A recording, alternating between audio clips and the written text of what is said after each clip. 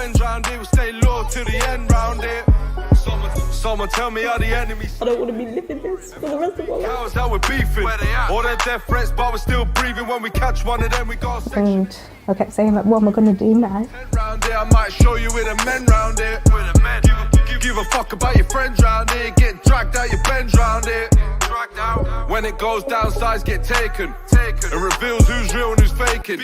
Beef comes up. So we are supplying them with 40 years worth of information. 40 years? 40 Names come in the media, Mohammed, Abdullah, whatever they are, all these Muslim names. The realists never have to.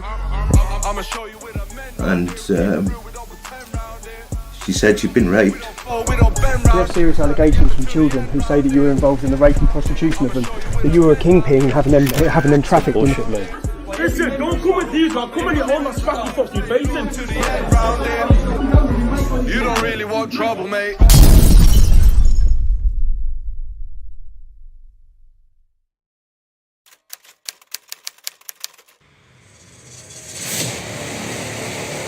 Well, let me call you.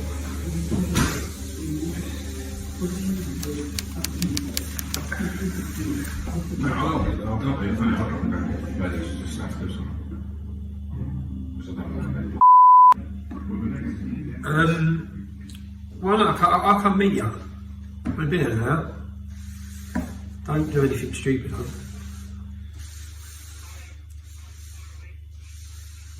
No, I'm actually in Manchester. I'm actually in Manchester. A minute. Yeah, now, what are you? You just, fucking hell. Where are you? In Telford? Don't do anything stupid. Seriously. Don't. I don't. What's that? No, babe, no. I just think, no. Is your dad nearby? No.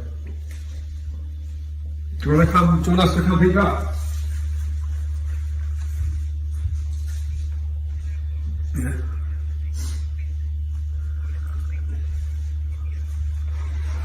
Go on.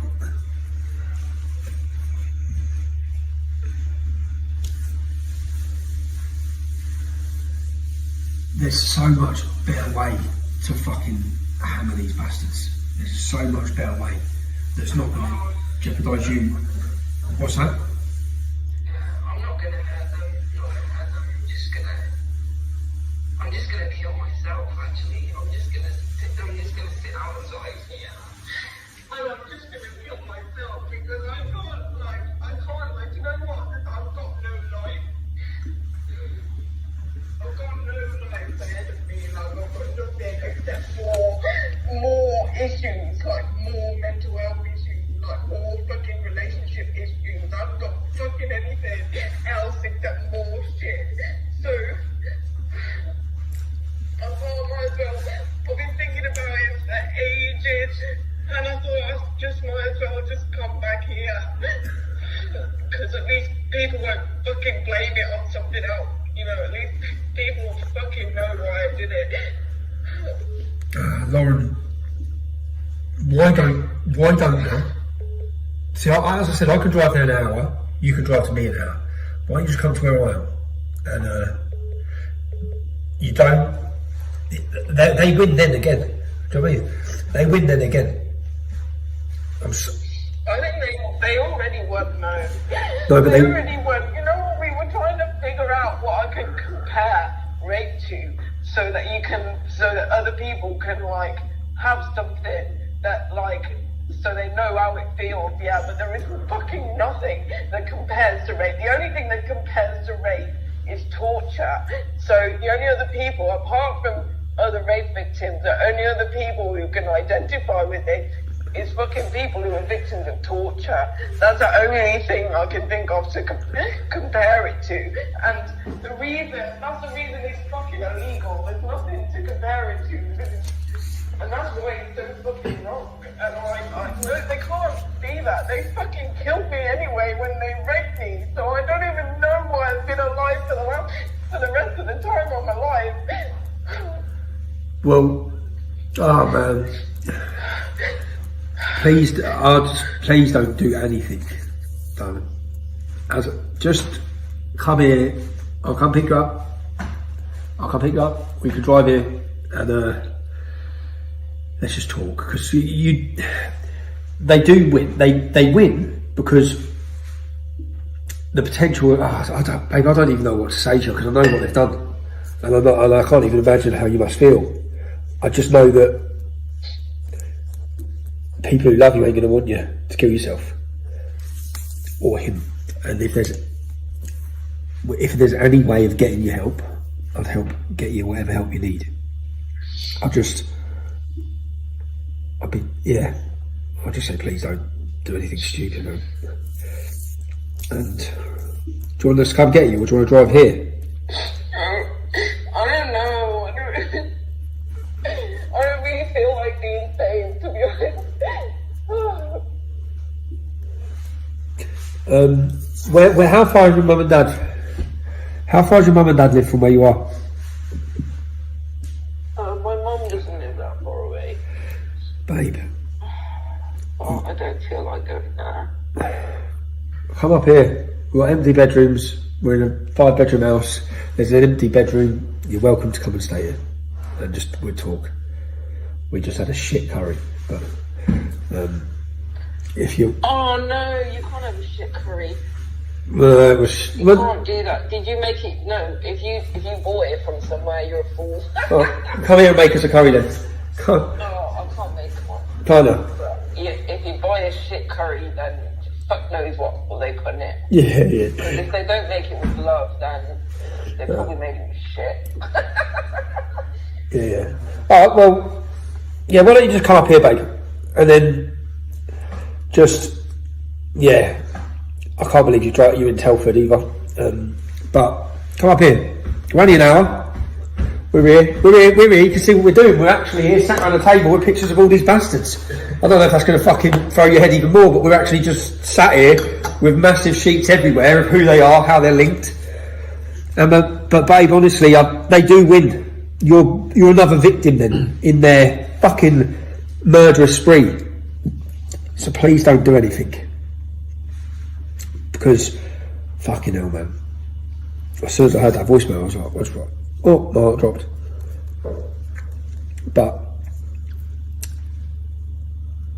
you're totally welcome to come here.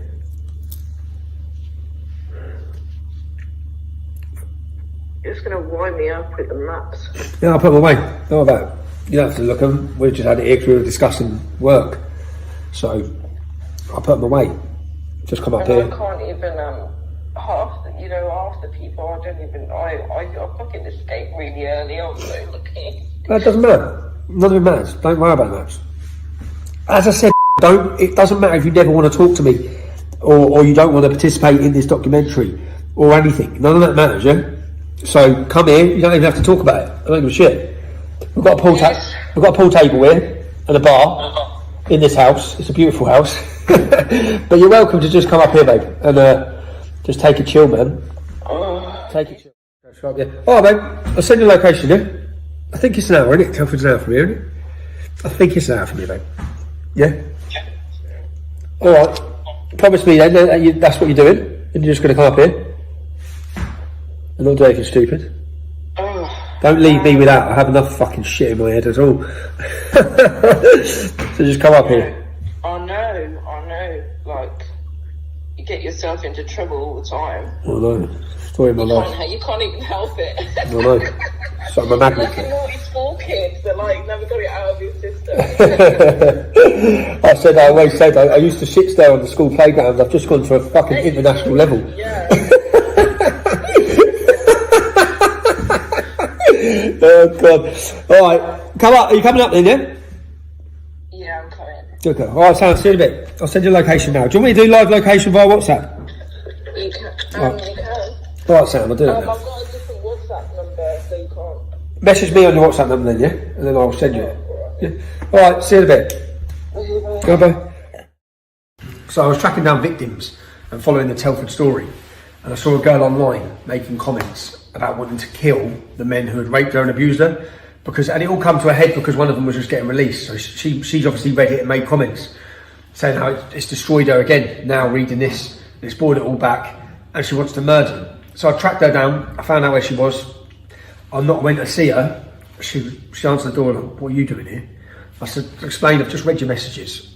I want to find a better way for you to expose these men, and try and tell you not to do anything stupid. And then we had a nice meeting. We sat in the back of the car for about 3 hours, just talking through.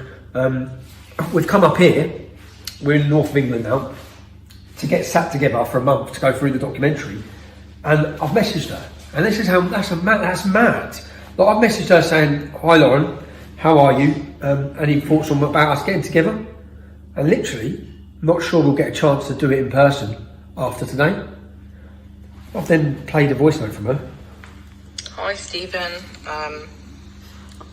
So I don't know if I'm going to be available after today. As you were texting me, I was on my way up, and I'm here now. So I'm just sitting outside somebody's house. After reading her messages, then it's like she's outside the house, she's going to kill him. So we rang her, but then madly, because she sent me a live location, she was parked in Telford. But you see all the years later, look at their lives, look at her life, and then she's gone on to, okay, I won't kill him, I'm going to kill myself. She is now, let's see where she is, so live location. So when, okay, she's on her way. She wasn't just sat there, she was in Wellington, the Muslim area of Telford. Now she's on her way here, so. She's an extraordinary woman, a woman whose life was destroyed by these men when she was just a girl. She's written an amazing book sharing her experience. It's called No Way Out by Kate Alicia. You can buy it on Amazon. Please go and buy it. And what you'll find when you read it is that one of her abusers was a man called Ahmed Nawaz. Ahmed Nawaz. Now I want to go back to our interview with the survivor from episode 2 and pick up the story of another girl.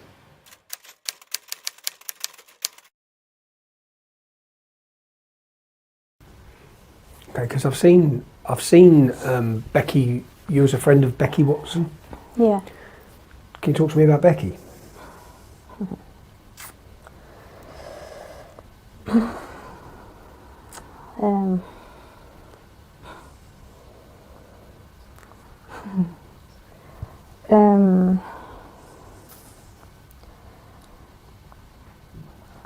We lived near each other. This one day in particular, she'd gone missing, and we was all looking for her. Anyway, she was drunk on the park. Some Asian lads had bought her some cider, so she got drunk, and when she got back home, her mum asked me and another girl if we could watch her while she went shopping. And I was sat in the front room with her. I'm 15 and she's only like about 10. And she's just sat in the chair opposite me, you know, like we are now. And I didn't say one word. My other mate was having a go at her, saying, you know, that she basically disgusted me for drinking and giving her like a hard time. But I didn't say a word. I just sat there and I just watched her. And you know when you look in someone's eyes and stuff and you can just see through their eyes. And she reminded me of me.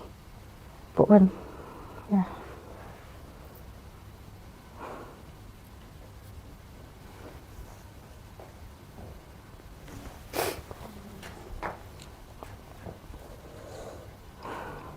I just knew something wasn't right. I could just see. And then after then, she went upstairs and she wouldn't let like her friend in. So I started speaking to her, and she told me that I would like she just started to get involved with Asian men and stuff like that. She started to get a bit like out of control.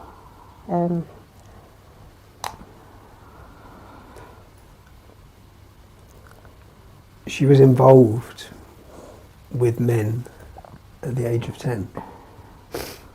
When you say involved, what do you mean? She just started to hang around with them. She hadn't done anything then. She was just hanging around with them. And I started to buy her a drink, just started to get into talking to her. And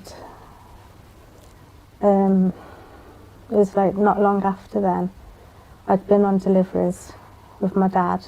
He was doing pizza deliveries. It was like a weekend job, and my mate came with us on deliveries, and he had just dropped us off. Well, we just got home, and was in my bedroom, and I got a phone call off Becky about 1, 2 o'clock that morning, and she sounded wasted, and she said, "Hey, guess what? I've just lost my virginity." And my words was, "You better fucking not have." And then she was just there laughing, and I could hear another girl in the background with her. How old was she? She was 10. When she lost her virginity? She was nearly 11. So do we know who Becky lost her virginity to? Keith. When you say Keith? Shazier's dad. Shazier's dad. This is Asian Keith. Who had the burger van outside rooms. Tell me about what you know of Asian Keith then. Did you ever meet Asian Keith? Yeah. I always saw him around the area. And obviously I knew his family, because I went to school with his nieces and stuff, and his nephew. We all knew what he was up to, but I didn't know the details until Becky told me. And what was he up to? He was selling girls.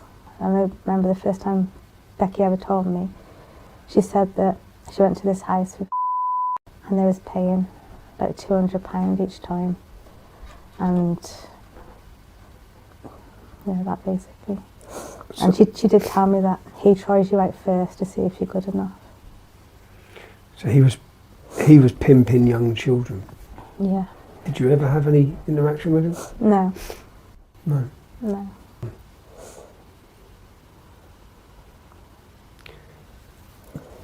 Tell me more about Becky Watson and what happened with Becky. Well, things got bad, obviously. Trying to start. I started meeting her from school and things like that. So she did start hanging around with a few other girls her age. And then as time went on, trying to think how old I was. I think I was 16. Yeah, she had just turned, trying to remember, I think she had just turned 11, and then I had just turned 16. And I was in Regent Street. There's like a walkway to Wrekin College where the bridge is. I don't know if it's still there, but there was like a bridge. And I was there with Jibby and was drinking, and was waiting for Munchie to finish work. And I got a text on my phone off Becky saying help.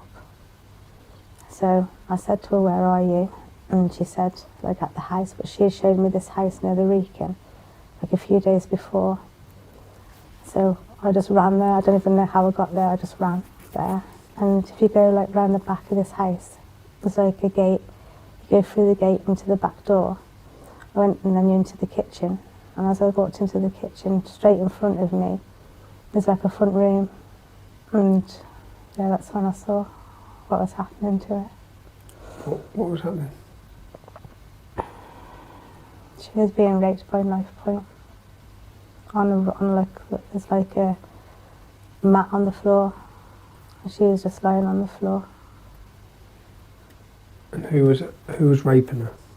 I don't know who he was. He was just this like muscly man.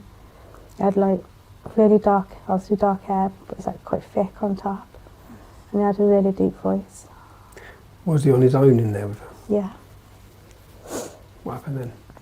I was just screaming to get off her, and then he just turned around. He turned his head back to me, because I was like at the, back of him to the side, like that, but like a really deep voice. And I panicked, and I just ran into the kitchen, and I got a knife and stabbed him in the back. And then I just screamed at Becky to run, and we just ran. And I phoned a couple of lads I know from Birmingham, because I just thought we needed to get out of Telford. And I asked if they could come and get us, and they come and picked us up. And they took us to Birmingham. But then Keith was ringing Becky up, going mad, and said that I'd killed the man. So then, obviously, I got scared thinking I'm going to jail and things. And Becky said she'd take the blame because she was younger. But I said, no way. And then it's silly, but we performed like a ceremony thing where you slash your hands and rub them together and you become blood sisters.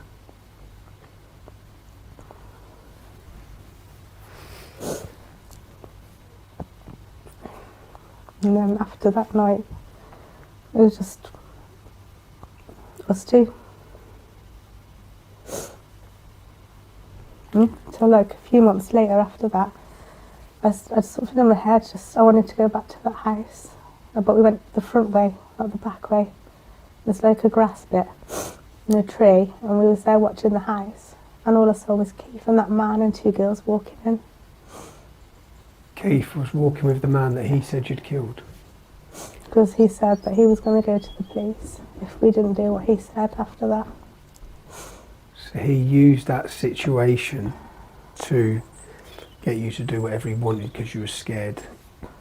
But I said that Becky wasn't doing nothing, I'd do it all. But then some men would say that they wanted Becky because she was younger and fresher.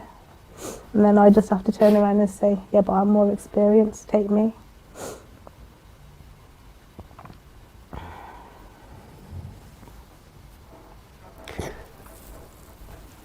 And Adrian Keith's now, where is he now? He's dead. He's dead. Do you know if he ever faced any justice? No.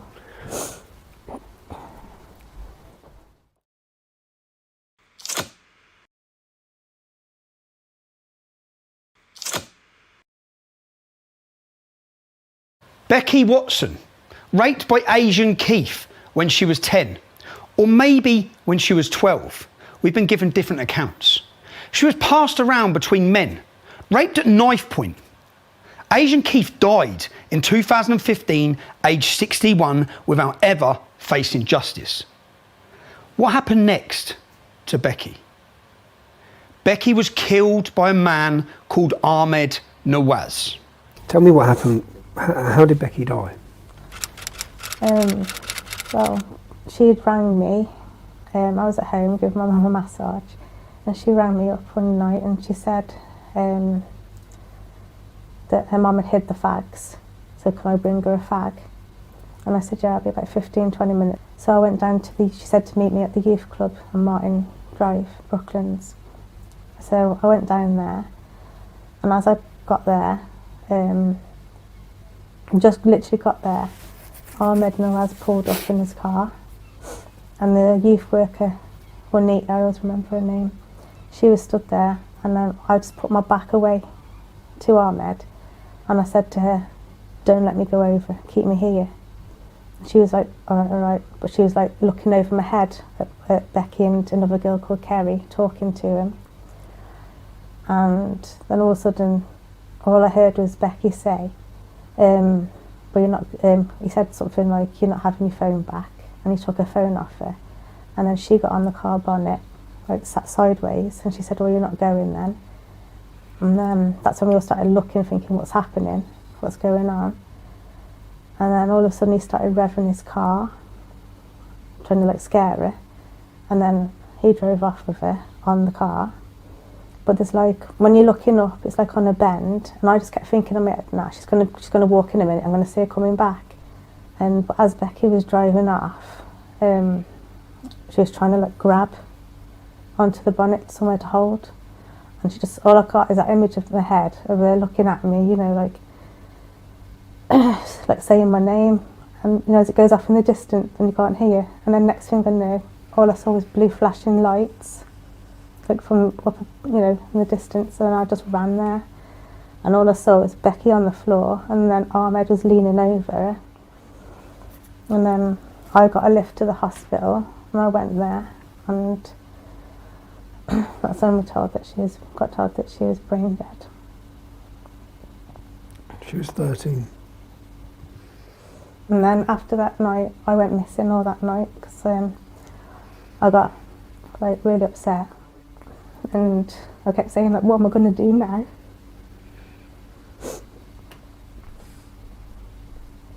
So I started smashing my head to try and make myself brain dead. And then I didn't know who else to ring or where to go. I was trying to ring everyone in my phone book because I didn't want to go home. And then I rang up for a taxi, but Amy answered the phone. That was Bugs's taxi firm at the time. Bugsy had a taxi firm? Yeah, I think it was called Fast Line or something back then. And then what happened? She got someone to come and pick me up. I can't remember if it was him or some taxi, because I wasn't with it that night. She got a driver to come and pick me up and brought me to the office to her. And then when she finished work, she took me back to her house. And then I stayed there the night. And then the next morning, the police picked me up from there and took me home. Now, Ahmed Nawaz was charged with manslaughter, but pleaded guilty to causing death by dangerous driving. He got 3 years for killing Becky. He was out of jail in 15 months. It was reported as a prank gone wrong. But was it? Was it death by dangerous driving? You see, the background to her tragic killing is very important.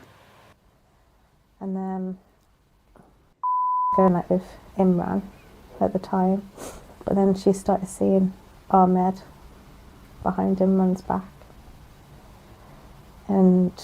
But we didn't know this at first. And then one night Ahmed had picked me and Becky up when we was walking. And he said he'd give us a lift home, but he didn't take us home, he took us up the Wrekin. And what happened up the Wrekin? He said that I had to sleep with him, or so we couldn't go home. But I said, I'm not doing it, she's here. Becky's here. So then he made her lie on the floor with a coat over her head, in the back. And then me and him went off, and I had to have sex with him. But while that was happening, the police come. The police come while she was having sex with him up the Wrekin? And I just literally, we jumped up and started walking, and then they checked all in the car, but they couldn't see anyone because she was on the floor. And then after that, I told what happened because I didn't know that she was sleeping with him. She was still with Imran. And then this one night, we got the phone call. Me and Becky was at mine in bed, and we got a phone call. He wanted me to go to the bottom of my street, and then Becky was like, "You're not going on your own." And I said, "I'll be fine." So I went to the bottom of the street, and he just went, "Get in the car now." So I sat in the front, and Becky got in the back with Michelle and Sam, and he drove to the Brooklands, to the back of the shops in the car park, and he went, "Get out now." So I got out, and I thought, he's going to beat me up or something now. And then he pushed me against the wall. He was in front of me. And then he just grabbed me by my head and threw me onto my knees. And then he basically stuck his penis in my mouth and wouldn't let go of me. And then when he finished, he still wouldn't let me go. And then he weed in my mouth. And then I just literally spat it out, being sick. And he just got up and walked off and goes, "Get in the car." So I just got in the car, and as I was getting in the car, Michelle went to him, "Did you do it?" And he went really serious face, evil. It's he was still angry. And then all of a sudden he burst out laughing and went, "Yeah." And then she was laughing as well. How old was Same age as me. So he ejaculated in your mouth and then urinated in your mouth? Yeah. Because we told about what happened up the Wrekin. As a punishment? Yeah. But then it got worse as well after that, because we found out then that night, obviously, because he was with Michelle in the car, and we found out then that them two were sleeping together. So then Becky went and told Imran, because she was really good friends with him, and they were best friends, brothers. So he got upset because he really did like Michelle. So then Imran Ahmed was after Becky then. That's why he pulled up at the... That's why he pulled up that day at the youth club? Yeah. Because she told him about him taking you out and raping you? Because she had told him then? No, it's because she had told Imran that Michelle was cheating on him with Ahmed. Okay, so Becky told Imran that Michelle was cheating on him with Ahmed. And about what happened with me as well. About what happened with you, and that's why he pulled up at the youth club that day. That's why she's dead. Okay. Where's Ahmed Nawaz now? I haven't got a clue. Ahmed Nawaz killed Becky Watson when he was angry that she had told his best friend Imran that Ahmed was having sex with Imran's girlfriend, Mandy. Ahmed Nawaz raped our survivor up at the Wrekin. Our survivor then told Mandy. Our survivor hadn't known that Ahmed Nawaz was having sex with Mandy at the time she confided in her. Ahmed Nawaz violently, orally raped our survivor and then urinated in her mouth as a punishment for confiding in Mandy. And then Ahmed Nawaz killed Becky Watson for telling Imran that his best mate, Ahmed, was shagging his girlfriend behind his back. Ahmed Nawaz got just 3 years for killing Becky Watson. He didn't face justice for any of the violent rapes of young girls, including our survivor, leading up to the killing of Becky. And when he got out of jail after just 15 months, we have survivors who tell us he carried on violently raping young girls. Just listen to Becky Watson's mother. A 20-year-old Pakistani man and a passenger had pulled outside the youth club and he switched his engine off. Becky was first leaning against the bonnet and it looked at first she was in conversation with him. She then sat on the bonnet and there was some sort of altercation and she refused to get off his bonnet.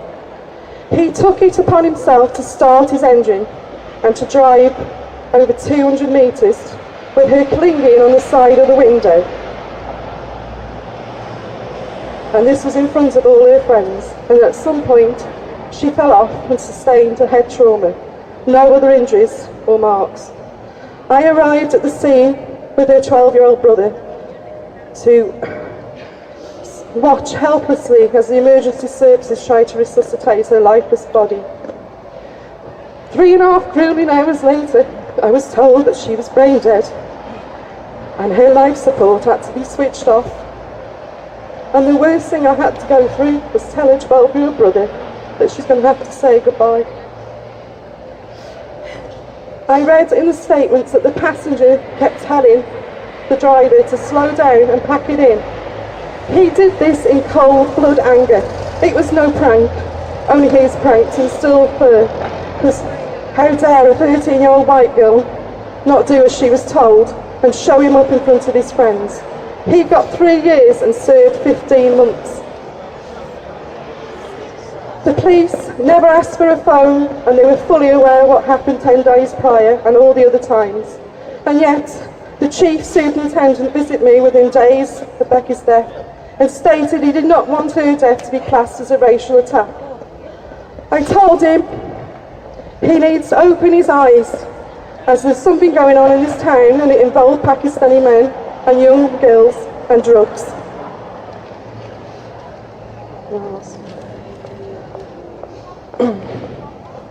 I never got to know Becky's full extent of her abuse. That chance was taken away. But the police confirmed in 2015, after a 3-year investigation following the Operation Chalice in Telford, that Becky was groomed at 11. And they have evidence on at least 2 occasions that she was trafficked to Birmingham and Manchester. I do not know who her perpetrators are and most likely never will, but they did say the re-investigation did highlight new perpetrators. Had Becky not been killed, I know in time she would have opened up because I was never going to give up on her. I live with the guilt and probably always will that I never protected her from these monsters, but she was trying to protect her family. I know if she had lived that she'd be standing here before you today as a survivor, but instead she is a warrior like all the survivors, Only she's a warrior with wings. Thank you. Well done. Well done. One of the first things the policeman said immediately after the killing of Becky was that he didn't want her killing to be classed as a racial matter. What? Why was that on the list of things to bring up with a grieving mother of a dead child? The judge said Ahmed Nawaz had snuffed out Becky's life, and Ahmed Nawaz got 3 years for killing her and was out of prison within 15 months. 15 months for the death of a 13-year-old child. We've had testimony on camera that he went on to continue raping girls after coming out of jail. Becky's mum might not know who her other abusers were, but Munchie's phone number was in Becky's phone when she was just 12 years old. Remember Munchie from episode 2? In fact, you don't have to look far to find evidence of muddle-headed thinking on the part of the police. And isn't it odd that the inspector in Operation Chalice, when talking to Channel 4, is worried about sensitivities to do with the race of the perpetrators? And when Lucy Lowe was murdered, as we saw in the Guardian headline, the police, they played down. Everyone seems more worried about the cultural sensitivities than they are about the young girls who are being trafficked, raped and murdered.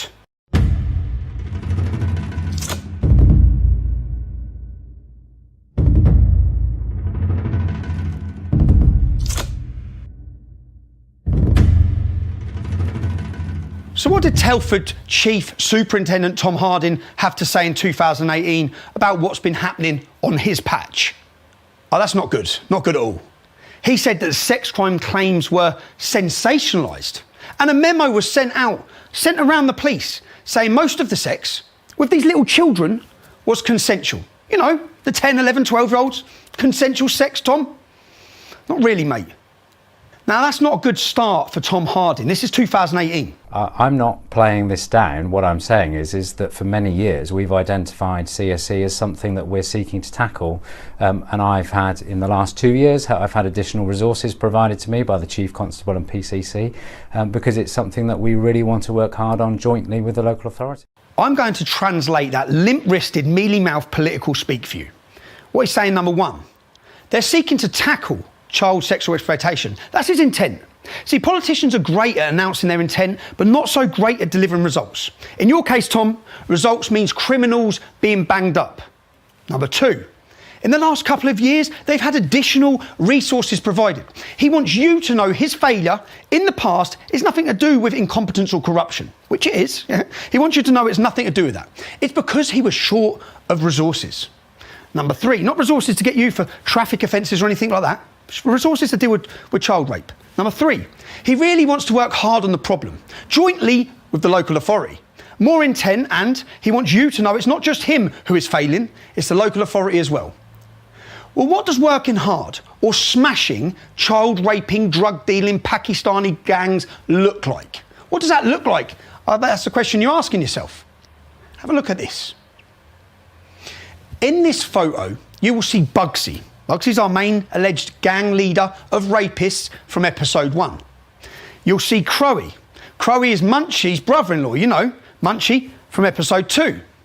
The ones accused of raping little girls and drug dealing. They're the Benallis, that's their gang name.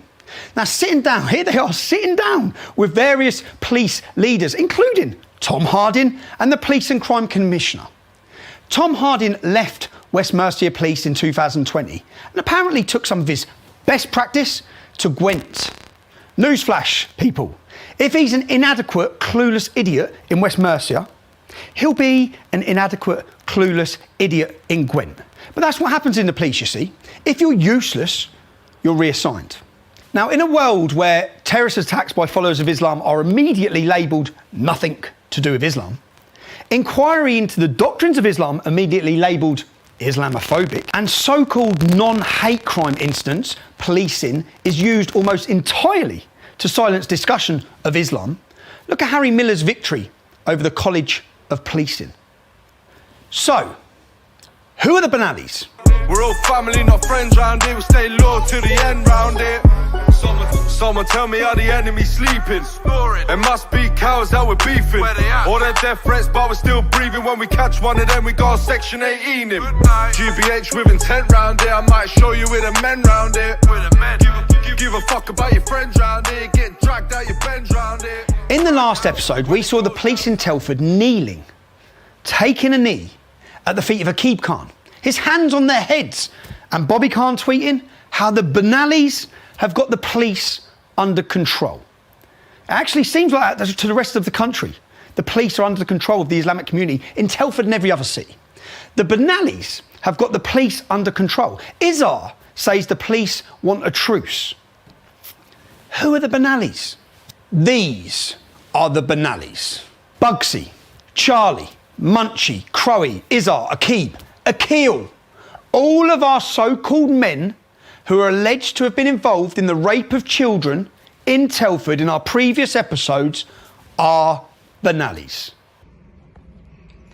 You might ask yourself, how and what are Telford police doing to tackle this epidemic of Muslim rape gangs? This is what they're doing. This is the most senior ranking police officers from West Mercia Police. This gentleman is the Police Crime Commissioner. Next to him, or across from him, is the head of the police. This gentleman, it's his job to prevent sexual exploitation of children. Now, this is Bugsy from episode 1, the main child trafficker from Telford, standing directly next to, having his photo taken, directly next to the man whose job it is to prevent sexual exploitation of children. Now, you remember Munchie from episode 2. This is Munchie's brother, standing directly behind the Police Crime Commissioner. Do you have any faith that these officers are tackling these gangs? There is no way that their intelligence system does not tell them that they are drug dealers, they are gangsters, and they are trafficking children. But they do not care. They are more interested in taking their photos for diversity. I have tried to find pictures of the police sitting outside the church in Telford. I haven't been able to. Outside the Sikh temple. I haven't been able to. Outside the Hindu temple. I haven't been able to. All of these men, all of them, including him, are directly linked to gangs that rape children in Telford. And this is what your police force are doing. This is community policing at its dumbest. And it's a model that's being replicated across our country. If it was working, people like Bugsy, Charlie, Akil and Munchie, they would have had to answer by now for the multiple allegations made against them. But they haven't had to answer them. They haven't faced justice. And people have told us that some of these men have been abusing and exploiting young girls since the early 1990s. That's for over 40 years. If you remember a clip from episode 2, the police records on these matters go back 40 years.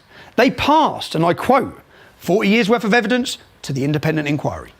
If these men had been pursued and prosecuted from the start, so many girls' lives would have been saved from misery.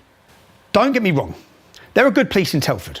When one of our surveillance teams was arrested for supposedly harassing Akil Khan, a known Benali drug dealer, 2 police officers told him in the police station, whatever you do, don't use the duty solicitor.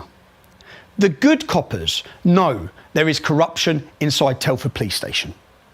And this diversity-embracing community policing approach, shut up for the sake of diversity, as Naz Shah famously tweeted, be quiet for fear of being called racist, be quiet for fear of being called Islamophobe, well, it's either incompetence, stupidity or cowardice.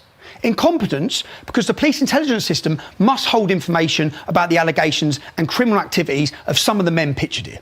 Are these top police officers unaware of the information on their own systems? Stupidity. Because if these top police officers know of the criminal activities and the allegations against some of the men, are they really so stupid that they think cozying up for photos is an effective approach smashing gang-related crime in Telford? And cowardice. Because the police in Telford are simply not equipped to tackle organised Islamic gangs that are running and ruining the streets of Telford by raping young children and flooding the streets with drugs. So the Telford police are frightened and incapable of confronting this evil. And if the police are frightened, the streets are lawless. God help every one of us if the police are frightened. And we're told Telford police are demoralised. I'll tell you what isn't good for morale. Letting your diversity-driven community policing bullshit stop you doing what you know is right. And I'll tell you what's good for morale. Solving crimes. Real crimes. Rape of children, drug dealing, locking up these monsters. That advice is for free, guys. And for the Home Office, you need to get a grip of this, because it's not just Telford, and it's only going to get worse, as gangs are grounded in an ideology that doesn't recognise English law and democracy.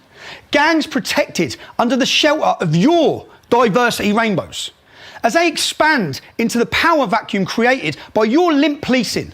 Your policing paralysed by suicide cultural sensitivities. Well, we can't speak to Becky Watson, because Ahmed Nawaz killed her. But before we go and knock on anyone's door, let's listen to another of Ahmed's victims. But I kind of have a different opinion now than I did before, because Shamil raped me, and then after that all these men literally took advantage of a rape victim, and I always said no, and they always like convinced me round, so I think that's rape. I was there for 5 months, and they started raping me a month after I moved in. I went to the party, it was a flat in Wellington. There was about five of the men there, and there was 2 other women that were older than me, and they were both very drunk. And then there was a guy who I thought was a white guy, but that was Dave Vasardi, so he was mixed race. I have said since that I actually wish that I was drunk, because it wouldn't have hurt so much if I was drunk. More warning signs: no sheet on the mattress, no sheet like duvet cover on the duvet, and I'm going, oh, why isn't the bed made? Is that because you're a bachelor and you just don't ever make your bed? And he's like, yeah. So I was like feeding him his own answers, so he didn't even have to answer. He convinced me to, like, we were going to have sex, and then he convinced me to get naked, and then he wanted to, he suggested like doggy style, so then I got into position, and while I was like on all fours, instead of like having normal sex with me, he raped me anally. I didn't know he was going to do it. He knew what he was about to do. Like, he'd like must have been planning it behind me before he did it, because when he forced it inside me, I pulled away because it was painful. And he was already ready for that, so he knew that I was going to pull away, and he just pushed his body into me, and just pushed his body into me until I got caught between the headboard and his body. So my shoulders were all like crushed against the headboard, and I couldn't move, and I was screaming at him to stop, because at first I thought he'd just got the wrong hole by accident, but he carried on, and he didn't stop, and it was really painful, and he was really hurting me, and I smashed my head on the headboard, and I just literally I was pinned down until he had finished, and then as soon as he finished, he ran out of the room, and then Manny came in, and I was a bit like in shock, and a bit like trying to think, what do I do next? And I was just going to put my clothes back on. So when Manny came in, I was like looking for my clothes, and Manny was like sat next to me, and he put his arm around me, and he was going, why are you getting dressed? After that, like, because I didn't think I could cope with anymore, and then they were like trying to imply that I was going to have to do more, and I was a bit, and the other girls were going in and out of the bedrooms as well, but they were really drunk, so they were like laughing and seemed okay, so I didn't know what was going on properly, and And then the night went on for ages and ages. So that's when I met Dave. Dave was just like filling me in. He was like, what is a girl like you doing here in a place like this? This is where, like, do you know what Ahmed does? Ahmed finds these girls on the street. He just picks up random girls on the street, chats up random girls on the street, and brings them to this party to have sex. So it's their fault, it's the girl's fault, because they came to a party with somebody that they just met. So yeah, Dave was definitely on Ahmed's side, but he was just surprised that a girl like me was there, because from what he knew about me, I wasn't an idiot. So why did I get in the car with Ahmed? Like, the girls that normally get into the car with Ahmed are stupid girls, you know. So I think he was thinking along that line. So he told me that Ahmed brings these girls to the party, gets them drunk, and then has sex with them. But the way that Dave described it to me, it was definitely rape. So he told me that Ahmed, so he was telling me stories, and he was laughing and joking about it when he said it. He was saying, like, girls come out of the room screaming and crying. So he was describing some really disturbing things to me. He said that Ahmed always rapes them anally, and brings the blood, brings always wears a condom, and brings out the condom to show to his friends in the at the party afterwards.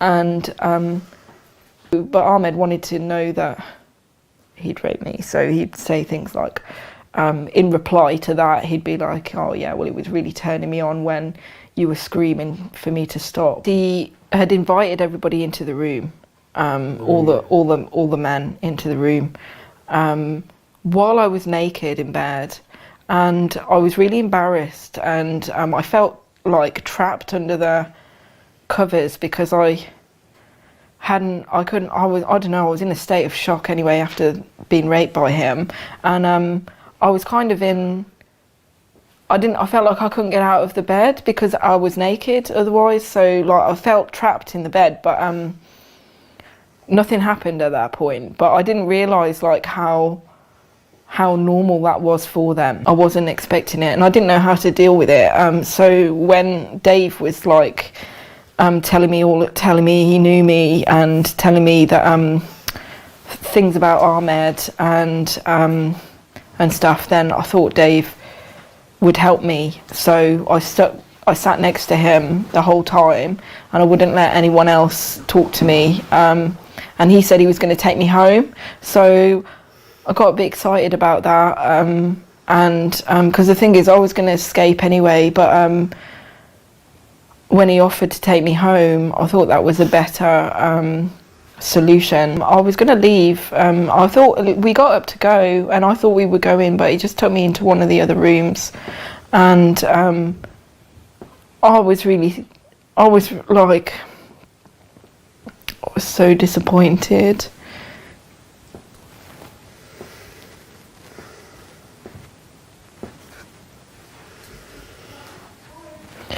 And he sat me down, and I knew what he wanted to do, and I just gave up in my head because I thought I just wanted to go home, and then so he just sat me on the bed and laid me down, and like literally I was like a statue, because I just wouldn't move unless I couldn't say no, but I just let him put me how he wanted me. And then I can't even say that we had sex, because he had sex with me, and I don't know, he's just one of those guys that would never comes, and he just had sex with me for ages, and I was just like, he probably wouldn't come because I was like I was just like a stone cold zombie underneath him. He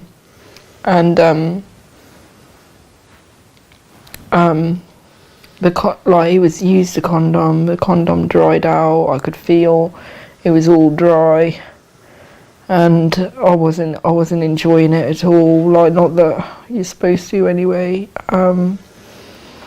It was hurting and it was itching and it was horrible and it wouldn't finish, and you know, it started getting light outside.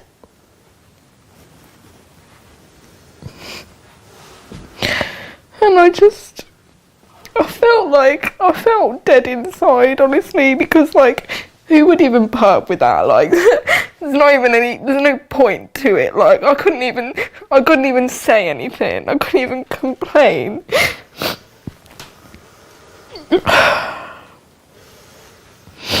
And it was taking ages to come, and he couldn't come, and he was frustrated about it, so it made me kneel underneath him. And then he was like wanking in front of me, and he still couldn't come. And the white guy that was there, he opened the door and saw me with him, and then they were taking the piss out of it afterwards. It made me go back in there. He gave up in the end, and he made me go back into the living room with him. This was Dave. Yeah. Asadi. He said he was gonna take me home, and then he took me into a bedroom, and then like he was still saying he was gonna take me home, and he took me back into the living room. This is yet another example. In this case, a child killer, an alleged child rapist, Ahmed Nawaz, let out after 15 months for killing Becky Watson, continued to violently and anally rape young girls. They're the allegations. If the police and the justice system had done anything like the investigation we had done, Ahmed Nawaz would not have seen daylight for a very long time. But they didn't. They didn't do any investigation. They tried to cover up what had happened. They all failed in their duty to protect the vulnerable. Our justice system failed. It didn't work, and it doesn't work today. And as a result of its failures, innocent children continue to suffer. Let's see what Dave Asidi and Ahmed Nawaz have got to say.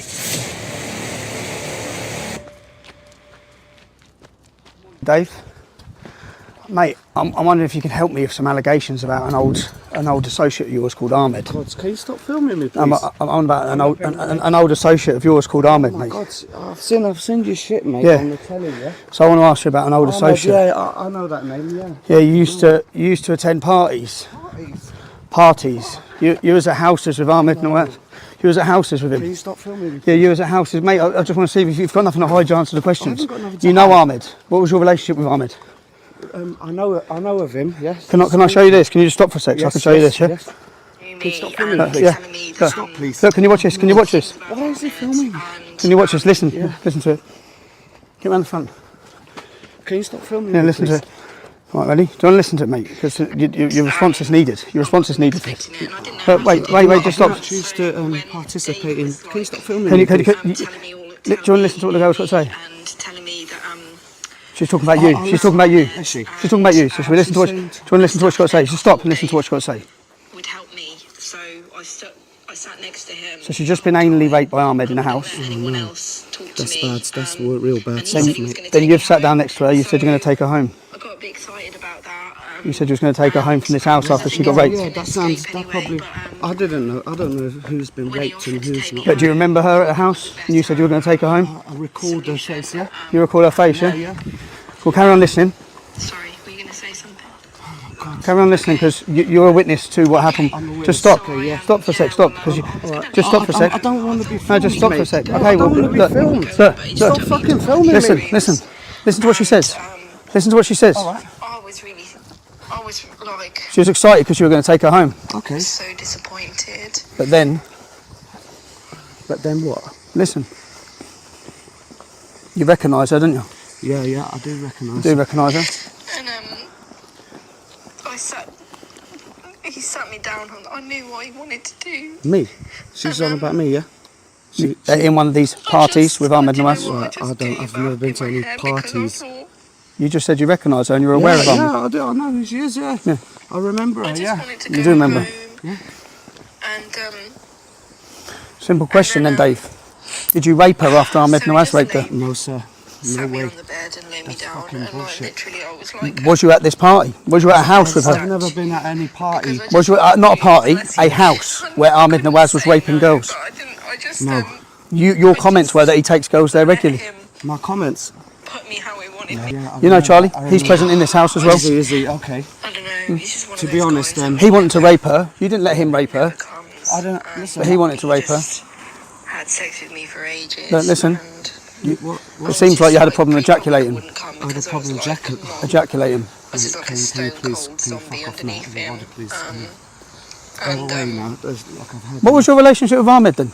Ahmed, relationship, we have no relationship. What were these house gatherings about where girls were taken in and out of rooms and raped? I don't fucking know. You don't know? Well, Charlie was there. You know Charlie? To be honest. You know Charlie because Charlie's cousin is the main rapist and their family were the main rapists from this town. Okay. Well, His uncle Keith, Asian Keith, was now him and his sons. You should go and probably speak to them. I'm going speaking to anyone who've got allegations against and you're one of those people, Dave. What do you have to say? Nothing. Well, look at the pain in her face. Look, she's crying. Yeah. I feel deeply for her and traumatic experience, but unfortunately, it's got nothing to do with me. So can you stop fucking filming? Why would she be saying that you were there? Why would she be saying that you've raped her? Explain that. Very clear. She knows you. Dave Asidi. That's you. You were in this house. So what you're saying is, I've raping people. I'm not saying. I'm saying that there's girls. You was at a house, which you recognise her from the house. You've already said that. Yeah, I recognise the face. You recognise her from the house. Okay. Yeah. You were present with Charlie. Yeah. Charlie's cousin and family are the main Pakistani rape gang from this town. You know Ahmed. I don't think so, mate. What don't you think? They're the main rapists. Asian Keith and his sons. Unfortunately, it's got nothing to do with me. So why would this girl name you? Why? Were you in these houses? Yeah, I've sorted this out with the police. Okay, and to be honest, nothing to do with me. Was you present in houses with Ahmed and young girls? Houses? Was you present in a house with Ahmed Nawaz and young girls? I think I was there once. You was there once? This time, with her? That time when she was there. But I never fucking... And that time when she was there, she was anally raped by Ahmed.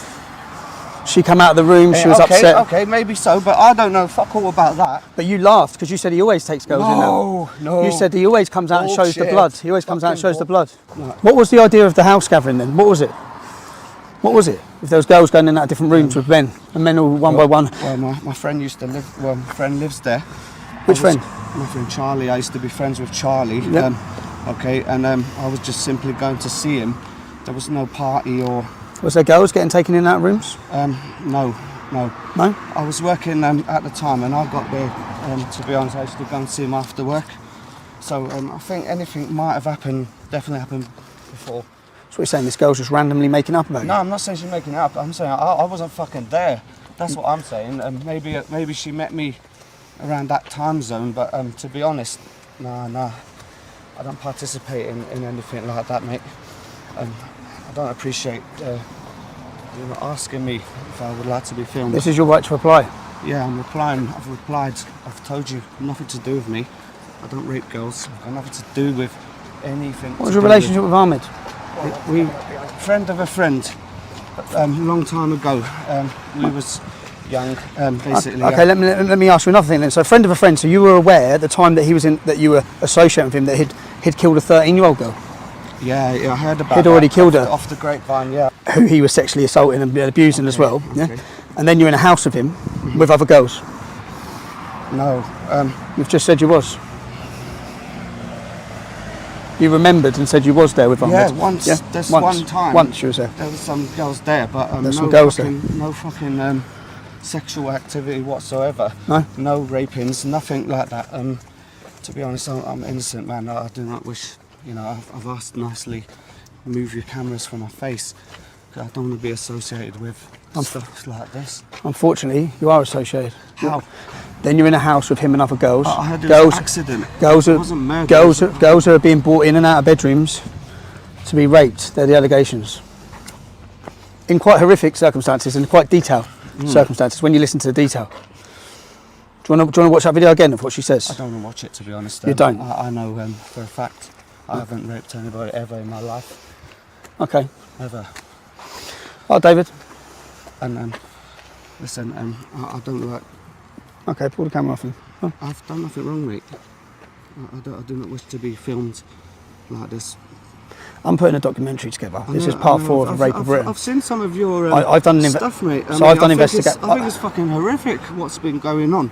Well, you've admitted you was in the house with Ahmed. Right, yeah, one time. For these parties. No. When I say parties, I've heard about this. I've been. Well, you would have heard about it because Charlie, your mate, who you were going around to see. No, his family were the main rape gang family in this town. That's nothing that I know about, to be honest. No, it's been all over the news. It's not something that really people gonna go around bragging about, is it? It's been all over the news, national news. I don't things like that, so I will never turn up to any convention like that, to be honest. There's places in Telford where they can go for parties like that. You go and chuck them a few quid and get your fucking ends away. But the thing is, but you remember this girl specifically. Yeah, I remember her face. Yeah, I know. You remember being in a house.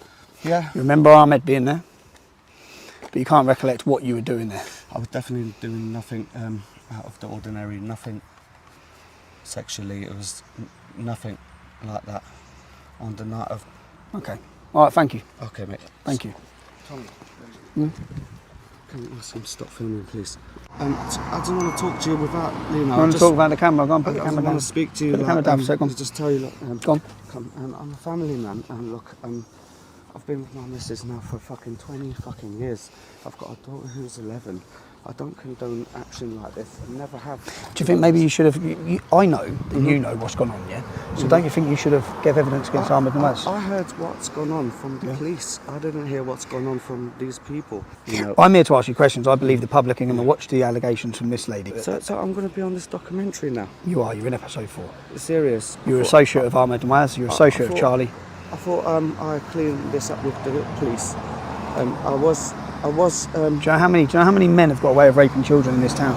From the police. I've seen your documentary. It scares me. You've been watching the films, have you? I have been watching the stuff, mate, because I've got a daughter at home. I'm quite. Not because you were friends with one of the main rapists. Nah, fuck. I don't know. And you're aware of parties that you've attended.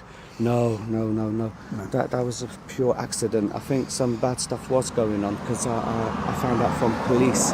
Oh, you found out from police? You had no idea at the time? I didn't know. When you hang around associating with all these men, you had no idea what they were up to? No, I didn't know what their agenda was whatsoever, but I can tell you now, I'm not friends with any of these people now.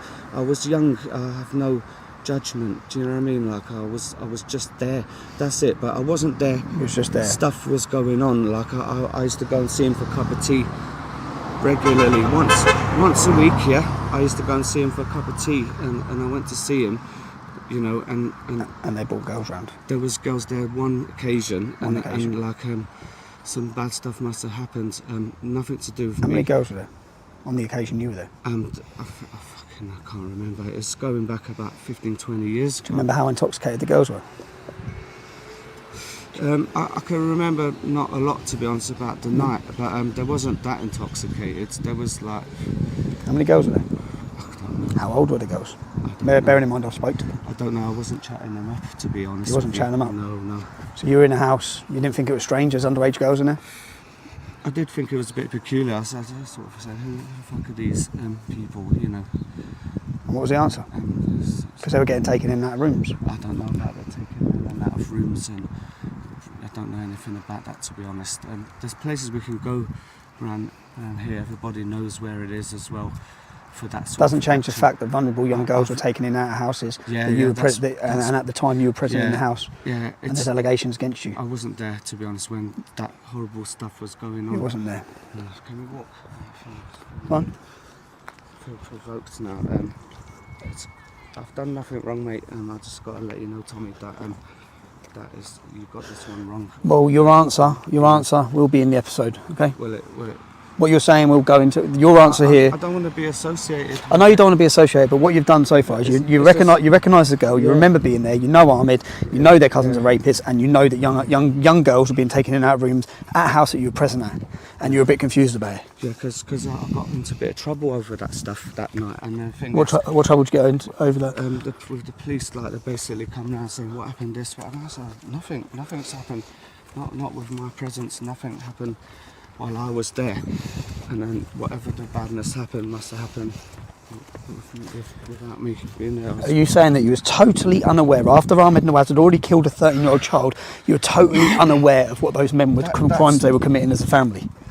Are you saying you were totally? I was totally unaware of that stuff. Yeah, 100%. This is like, I find that difficult to believe when you're in a house where they're bringing in girls. No. You was in the house. You've admitted that, where they were bringing girls, underage girls, in their bedrooms. But you didn't realise anything was happening. Is that what you're saying? You're still filming, mate. Is that what you're saying? You was in a house, Ahmed Nawaz, their cousins, all the rape gang, were bringing young girls. I'm unaware of the... You've said you was aware, you were there, and they were bringing young girls in and out of bedrooms, but what you're saying is you were totally unaware of what was happening to the girls in the bedrooms. No, I didn't see the girls coming in their bedrooms or anything like that. I didn't see anything like that. No? To be honest, no. No, I don't condone action like that. I'm not totally not into that stuff. To be honest, you know, can you tell them to stop filming though? They're filming. It's not. They're filming for security. You know? It is, mate. It's for security. This sort of stuff, it's nothing to do with me. You know it's nothing to do with you, but you have already confirmed you were present at the house. Yeah, but that's not my fault. That's nothing to do with rape and girls and young girls. I just used to go there anyways. I used to go to share a cup of tea with my old friend Charlie from back in the days when I was young. I went there the one day. Yes, there was a few girls there. There wasn't underage. To my knowledge, they look old. They look old enough, to be honest, to me. But so this girl here, you're saying, she's totally making every single thing up. Is she? No, I'm not saying that. I believe her, to be honest, but the thing is... well, you believe her. Well, her allegation is you took her into a room after Ahmed Nawaz had raped her and you raped her. Yeah. Okay, I didn't rape her one bit. Did you have sex with her? Listen... Did you have sex with her? No, listen. Did you do anything sexual with her? I'm not answering your questions, mate. Did you do anything sexual with her? We can sort this Simple out. question. Did you do anything sexual with her? We can sort this out in court. Dave, did you do anything sexual with her? We can sort this out in court. Did you do anything sexual with her? I see you in court. Did you do anything sexual with her? I see you in court. Answer the question. If you've got nothing to hide, did you do anything sexual with her? Did you do anything sexual with her? Yes or no? Listen, simple answer, yes or no. Why are you dodging that question? I'm not dodging. Did you do anything sexual? Did you do anything sexual with her? I've answered your Did you do anything sexual with her? Why are you asking me these questions? A bit personal. Did you have sex with her? No, I'm not answering your questions. You're not answering my questions. No, finish now. I've answered your questions. See you later, Dave.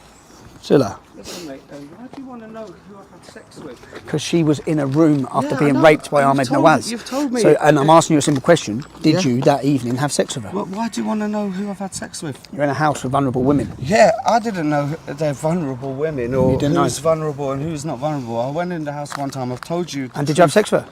I've told you the Did you have truth. sex with her? Listen, I've had sex plenty of times, mate. Did you rape that girl in that house? No way. Did you have sex with that girl in the house? No way. Did you have sex with that girl in the house? No. Is your opinion of it that it wasn't rape because your opinion is it that it was consensual? Consensual, okay. Did you have sex with her in the house? I've never had sex, that's not consensual. And Did you have sex with her in that house? Listen, no. I've never had sex, that's not consensual. And that's all I've got to say. Okay, Dave, thank you. All right, mate.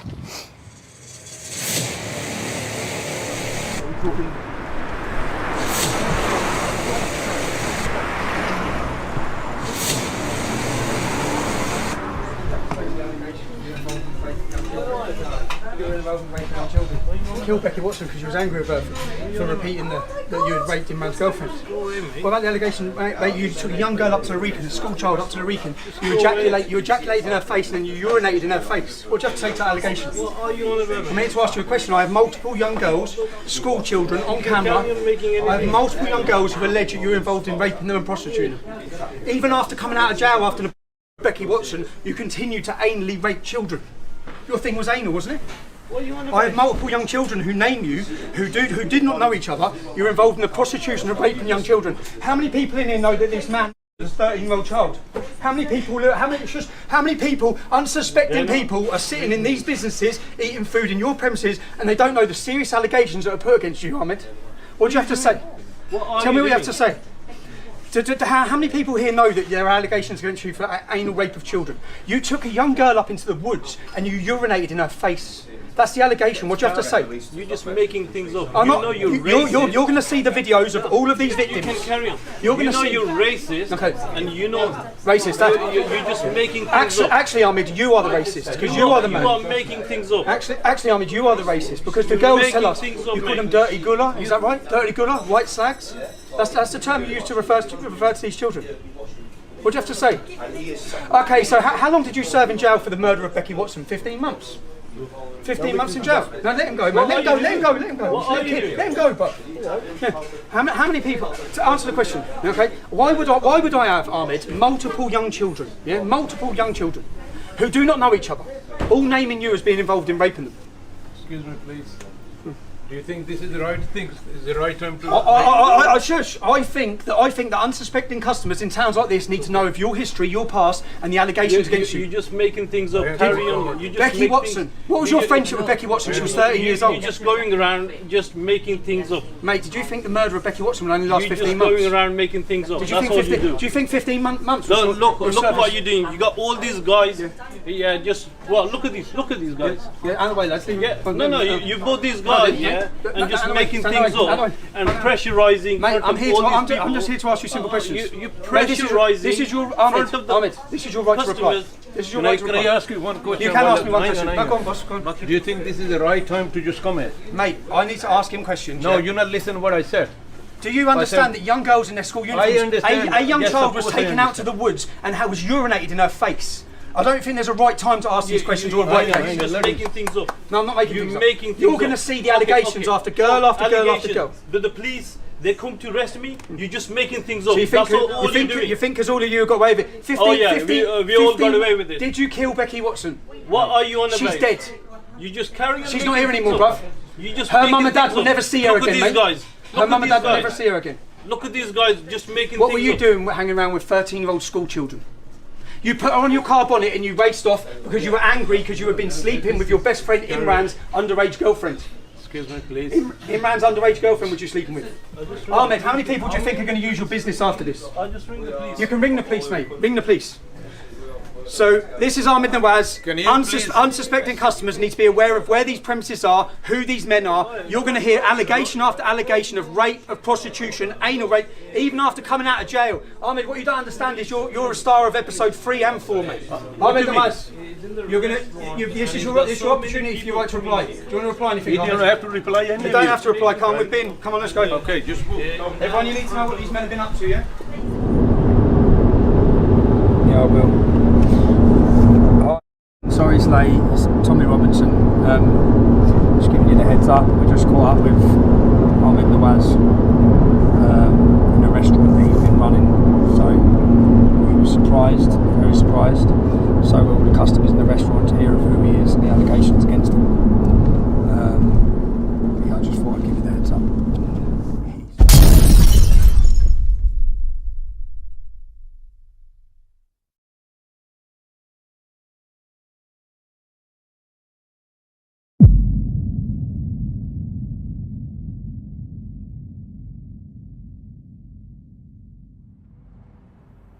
Hello and welcome to our series, The Rape of Brit. With this series, survivors of grooming gangs have approached us. With their consent, we've interviewed them, and in very gruesome and graphic detail, we've found not only common patterns of behaviours from the offenders, but also corroborations as to who was actively engaged in the pimping, raping and torturing of vulnerable underage British girls. Of the survivors we've spoken to, many didn't know each other, but they all told a very similar story. It's been our mission to extensively research each case, track down and covertly investigate these alleged child rapists and confront them for their actions. Please be warned that some content may be hard to listen to and watch, but we owe it to the survivors that justice and some form of retribution is offered.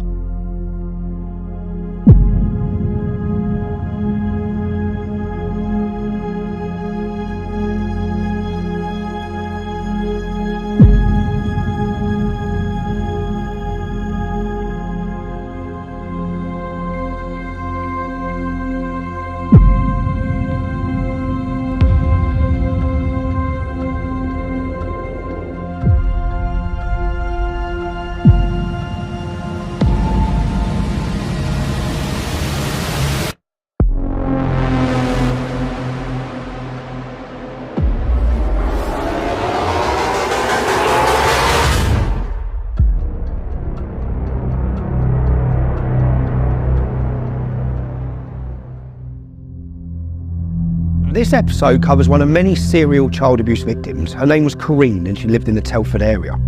We focus on her accounts as she relives her childhood memories. Memories of countless rapes, drugs, violence and a systematic failure to protect the vulnerable. It's through the bravery of but one of those individuals the truth will be exposed.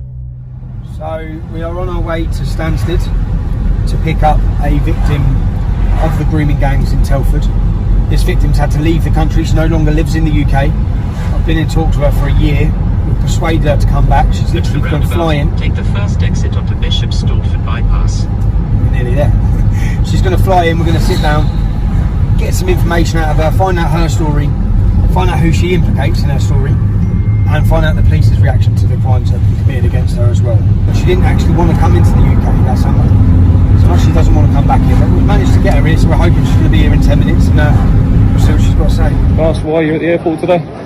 Can I ask why you're asking us why I'm at the airport? Because you have to have a valid reason to be at the Do you? airport. Yeah. How come you've run up just I haven't seen you go up to anyone else here and asked them why they're at the airport? Okay, we've been called up, okay, Yeah, by our someone's called security, and we're coming to make sure everything's alright, okay, Oh, okay. because time's your mate coming in. We're just waiting in from now, if they've got on the flight. Can I just ask what you were filming? I was going to film him meeting his friend. So she hasn't turned up. We've messaged her. We've been talking to her for a year, but we'll see what the problem was and try and rearrange. Because we do need to speak to her. I know the information she's already given me is important information and we need it on camera for this documentary. After the initial disappointment of Corinne's no-show at Stansted Airport, we caught up with her just 48 hours later. We went to Stansted. Was it Stansted to collect her? Yeah. I didn't think you turned up. I did. You did. Explain. We were met by police when we got there. I got off the plane. I literally come off the door for the plane, and right outside was 3 officers waiting for me. For what? They said that I'd called a Pakistani bloke on Facebook a pedo. Which Pakistani bloke? A bloke called Ifti. Ifti. So you've called him a paedophile? Yeah. He's gone to the police and told him that I've called him a paedophile, because he is a paedophile. I know that because he's raped my friends when they were young, so that's how I know. And the police wanted me to write a letter of apology to him, saying sorry that I'd called him a pedo.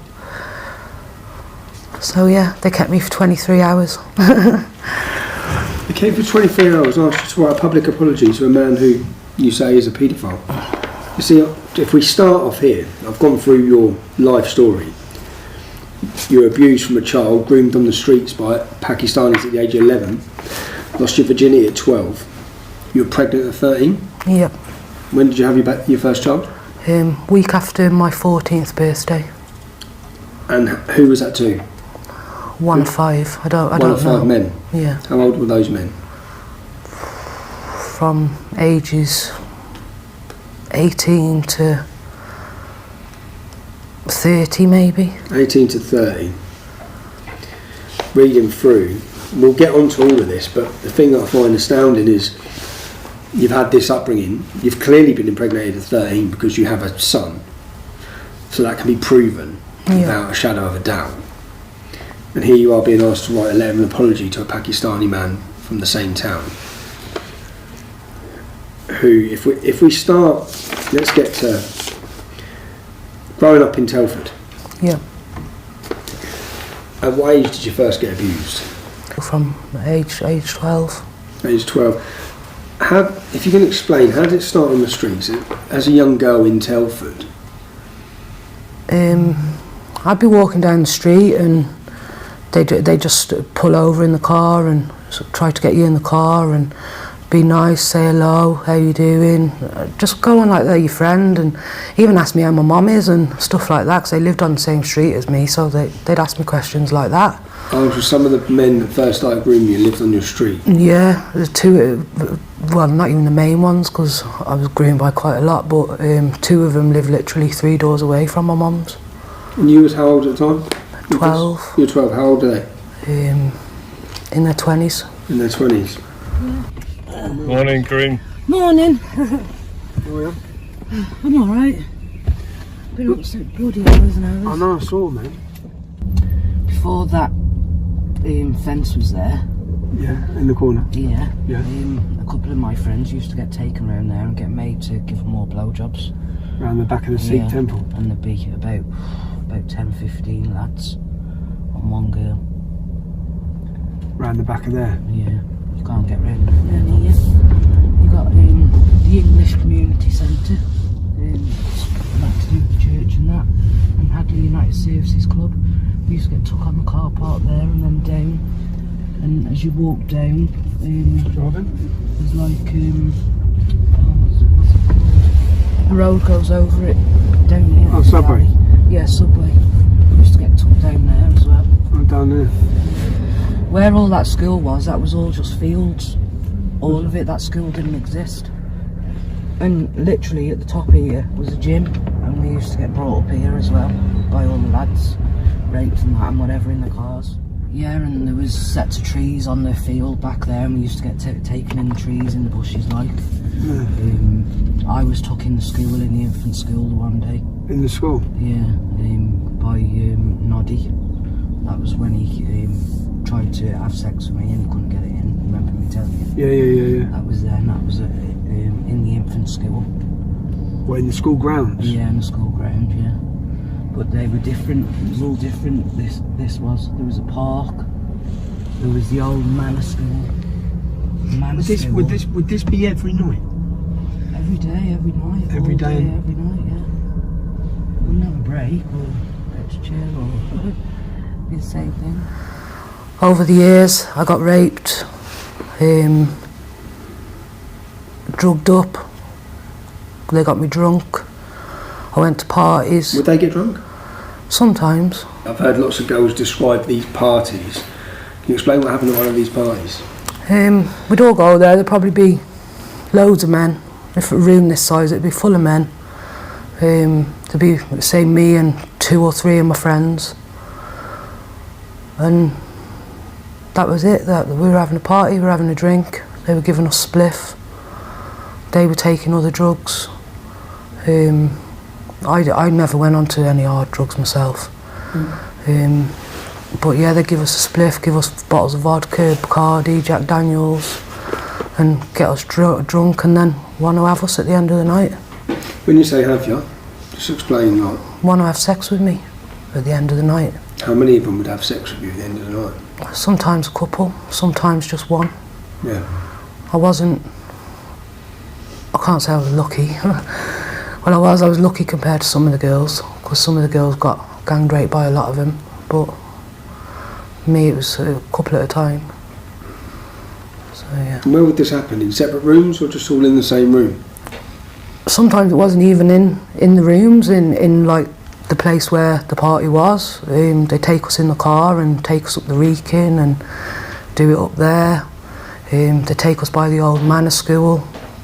There was 2 sets of like little forest things on the Hadley playing field, and they used to drive behind the back of them.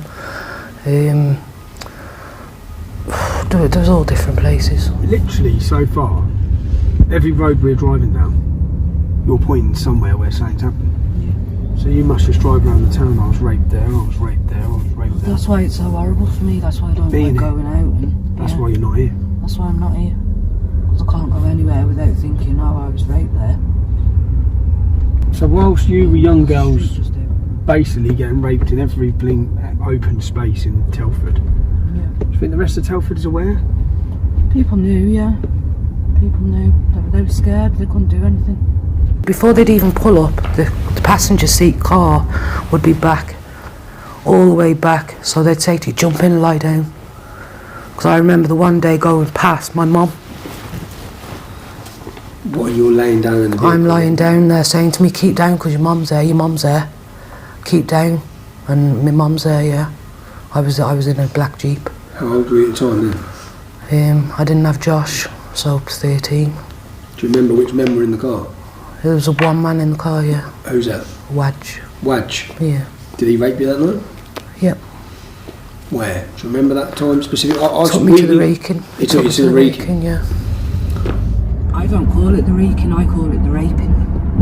Call it the raping? Yeah.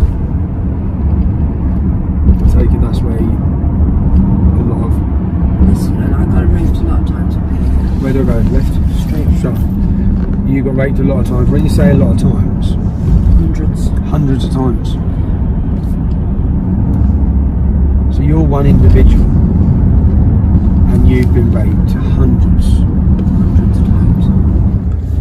Right up there is where that fucking tree is. Remember me saying to you, I can always see the tree. Yeah. I can see it now, it's horrible. Well, and that's up, and you remember being raped in that tree. A lot of girls will remember that tree because a lot of us got taken there. Were they? Yeah. Been brought here as well on this bit by Sakib and Uma. And they were both trying to rape me in the car, and they goes for me to get out, and I wouldn't get out. I was holding on to the back of like this in the seat, and I was holding on, and they were trying to get me out, and I was biting him and everything, saying to him, "Fuck you, I'm not fucking walking back from here at this time of night," because it was really, really dark. How old was you? Oh God, and they brought me Sakib and Uma. 14. I think now just how... It was here that they'd done that to me. Here? Yeah, here where these cars are. What were they dragging you out of the car? Yeah, they were trying to get my clothes off me so they could rape me in the car, and I wouldn't let them. Say again, who's that? Sakib? Sakib and Uma. Uma went to prison for rape. Did he? He's been to prison for rape, yeah. A young girl. The Reekins visual from everywhere in Telford. Yeah. So no matter what girl you are, when you look up, if this is where they've all been taken to be raped, when they look up, that's all they'll see. That's all they ever see. That's all they'll see. I think you've given hundreds of names, 150 to 200 men's names to the police. Yeah. That have been involved in raping you. Not just me. But your friends. Some of them, they haven't raped me, but they've done it to my friends, yeah. And you've seen it, so you've been in the same circles. Tell me when you finally felt the courage. No, tell me when you finally realised you'd been groomed. A piece come out in the Mirror to do with Lucy Lowe and Becky Watson and a girl called Vicky. And I was reading that, and that's the day I realised I was one of them girls as well.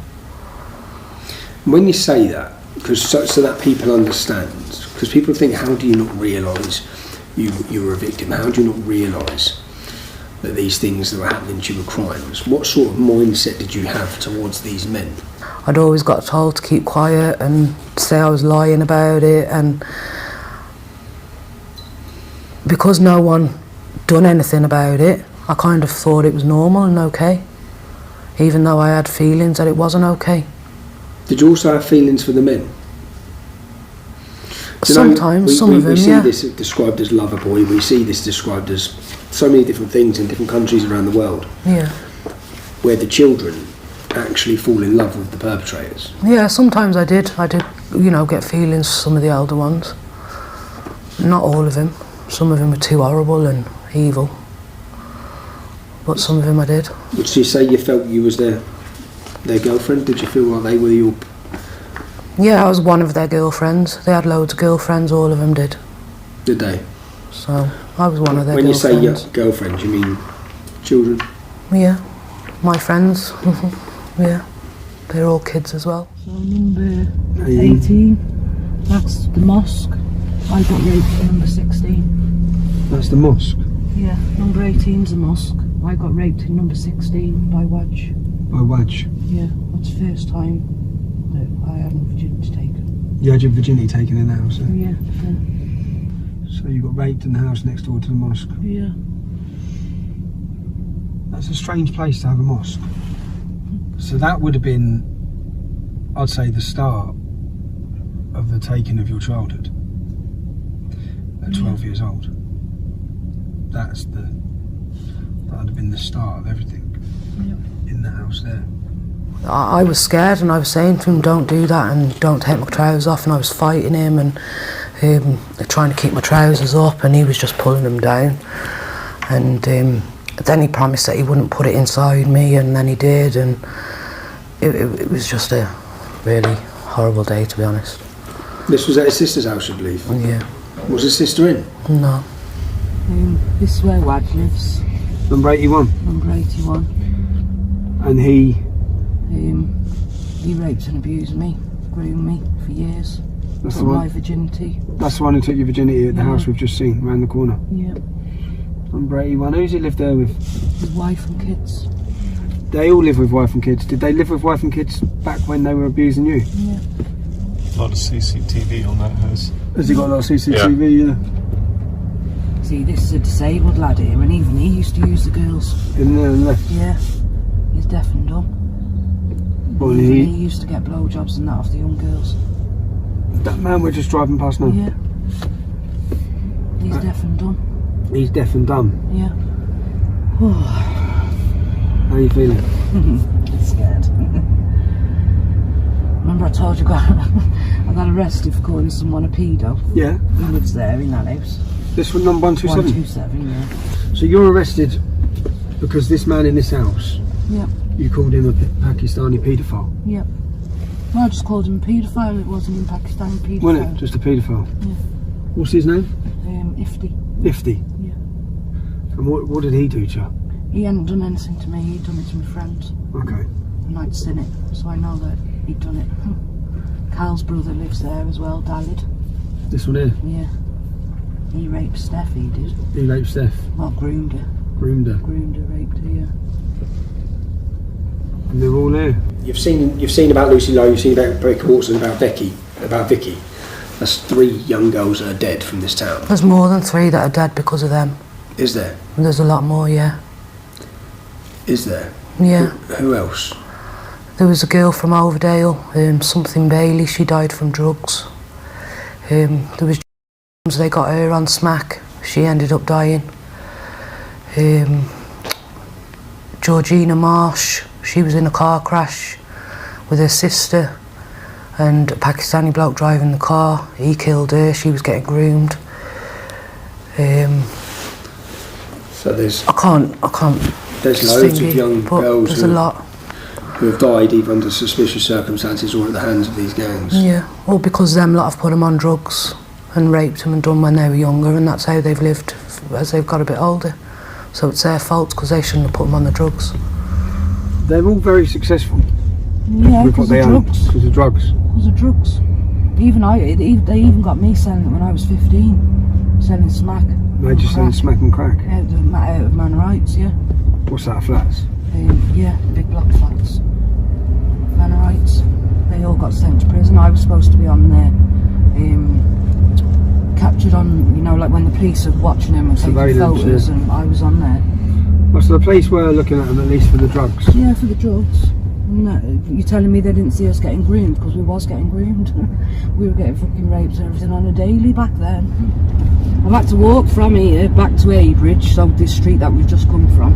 Yeah. I've had to walk all the way back down here naked. What do you mean? I was naked, fully naked.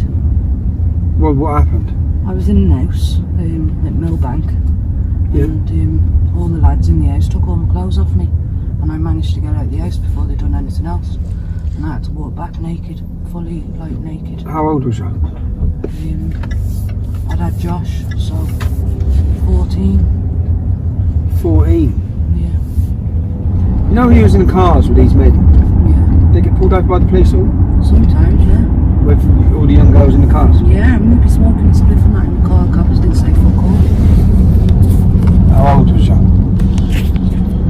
From the age of 12. From the age of 12, police pulling Till I was cars. 16, 17, 18. Police pulling cars, young girls, and lots of Pakistani men.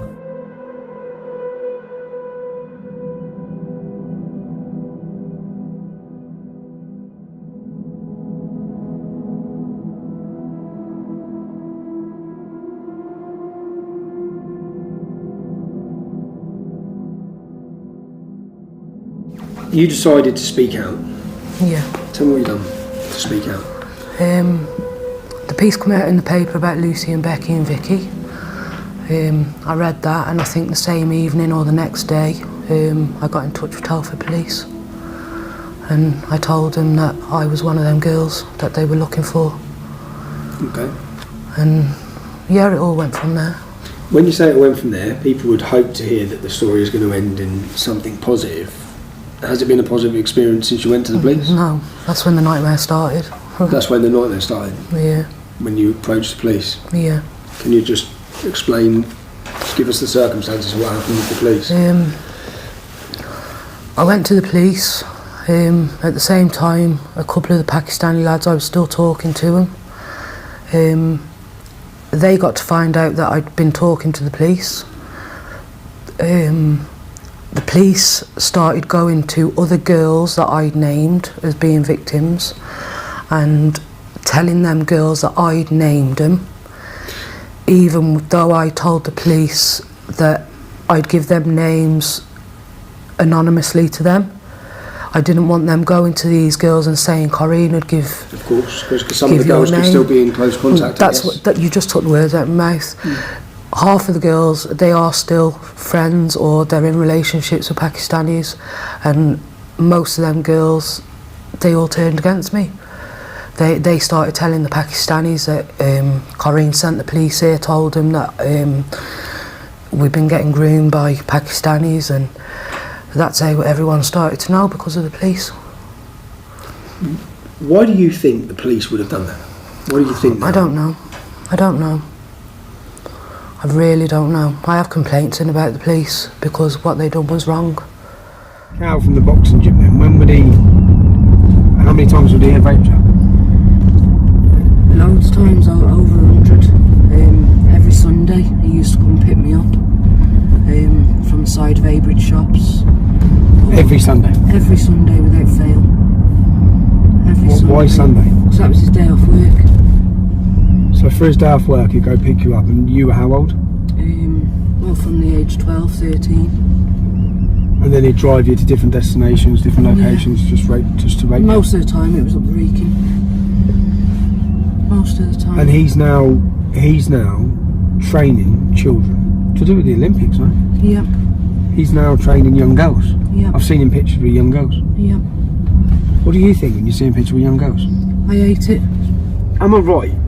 I got told that when some of the young girls are... I got told the council might send them there.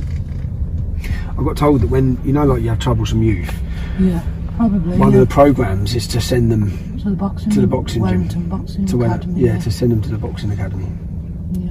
Which essentially is run by Paedophiles. paedophiles. Explain then what's happened. With regards to your safety threats, what have you experienced since you spoke out? I started getting threatened, told to keep my mouth shut. Not too much of a bad threat at first. Then a couple of the lads, they all got together and decided that they were going to pay for me to go abroad and to keep my mouth shut and not say anything to the police and stuff. I went abroad. I was taken to the airport by them. I left the country for a bit. Can you tell me who took you to the airport? Noddy. It's a name who's popped up a few times. His real name's Nadeem Ahmed. So Noddy at the time, you've gone to the police, you've started an investigation. Yeah. Am I right that you had to leave Telford though, before you went to the airport? Why had you gone to No, not on this first bit. So on the first bit, they've got together, they've given you money. Yeah. Well, the Ami, he started messaging me, and I ended up telling Ami what was the matter because his brother had raped me. He was the one that took my virginity a few doors away from the mosque, his brother. Okay. So I told Ami about what his brother had done, and then Ami had got together with Noddy and Cal and Waj, and they all decided to pay me and send me away, so I kept my mouth shut. They didn't pay me thousands like people think. They just give me a couple of £100 to live off, and they paid for my rent for my apartment. So did they arrange an apartment for you? No, I arranged it, but they paid for it. So this is, and in fact, we've met you now. We've flown you back from living abroad to talk to you about these crimes. So you've gone abroad. You've been paid to go abroad. What's happened next? In the end, I've realised that they're still, what's the word? They're still grooming me, but not sexually. They were still grooming me. They were still in my head trying to make me be quiet. How they used to make me be quiet when I was a little girl, that's what they were doing now as me being older. You know, they wanted me to go away so that I'd keep my mouth shut and not get them into trouble. Having fled to Egypt, Karine decided to come back to the UK to try and get justice. She sat down with the police, gave statements, they opened an investigation, and they made many arrests of alleged rapists. It was at this stage that Karine became aware that there were threats to her life. So she went to the police station to ask for help. Here's a recording of that. The duty social worker, for whatever reasons, can't do anything to help you this evening. Yeah. Okay. We've been advised to direct you towards branches, which is for mental health, with you feeling low.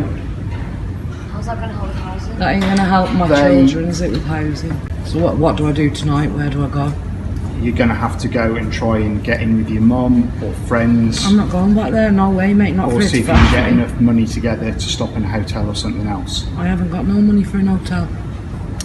I'm really sorry. As the police force, we don't have accommodation. We cannot accommodate you. So basically I've got to leave from here now, still with no protection or nothing. I'm afraid so. Hi, Karine. Hello. I gather you're homeless, are you? I am, yeah, and I've tried to get help and no one will help me, love. And I'm scared for my life and I've got nowhere to go. What is the reason you're scared for your life? Well, because I've give you so much information and got so many people arrested, and yourselves won't protect me or even give me anywhere to live. And I've got nowhere else to go. I'm going to have to ask you to leave. No, I'm not leaving. You've got no option. Well, I've got nowhere to sleep and here's warmer. Yeah, but this has got to be locked up and alarms put on, I'm afraid. Well, lock me up for the night then, because at least I'm going to have somewhere to sleep. I'm not going to lock you up. Well, I've got no reason I've got to lock nowhere you to go, so I'm not going, love, literally. Right. I've got You nowhere do to need go with my daughter or my son, so I'm not going. You're going to have to leave, I'm afraid. I'm not leaving, love, literally. You will have to go. Well, you'll have to take me yourself. Well, you're going to have to, like. I'm not going, I've got nowhere to stay. Okay. Literally. Right, bear with me.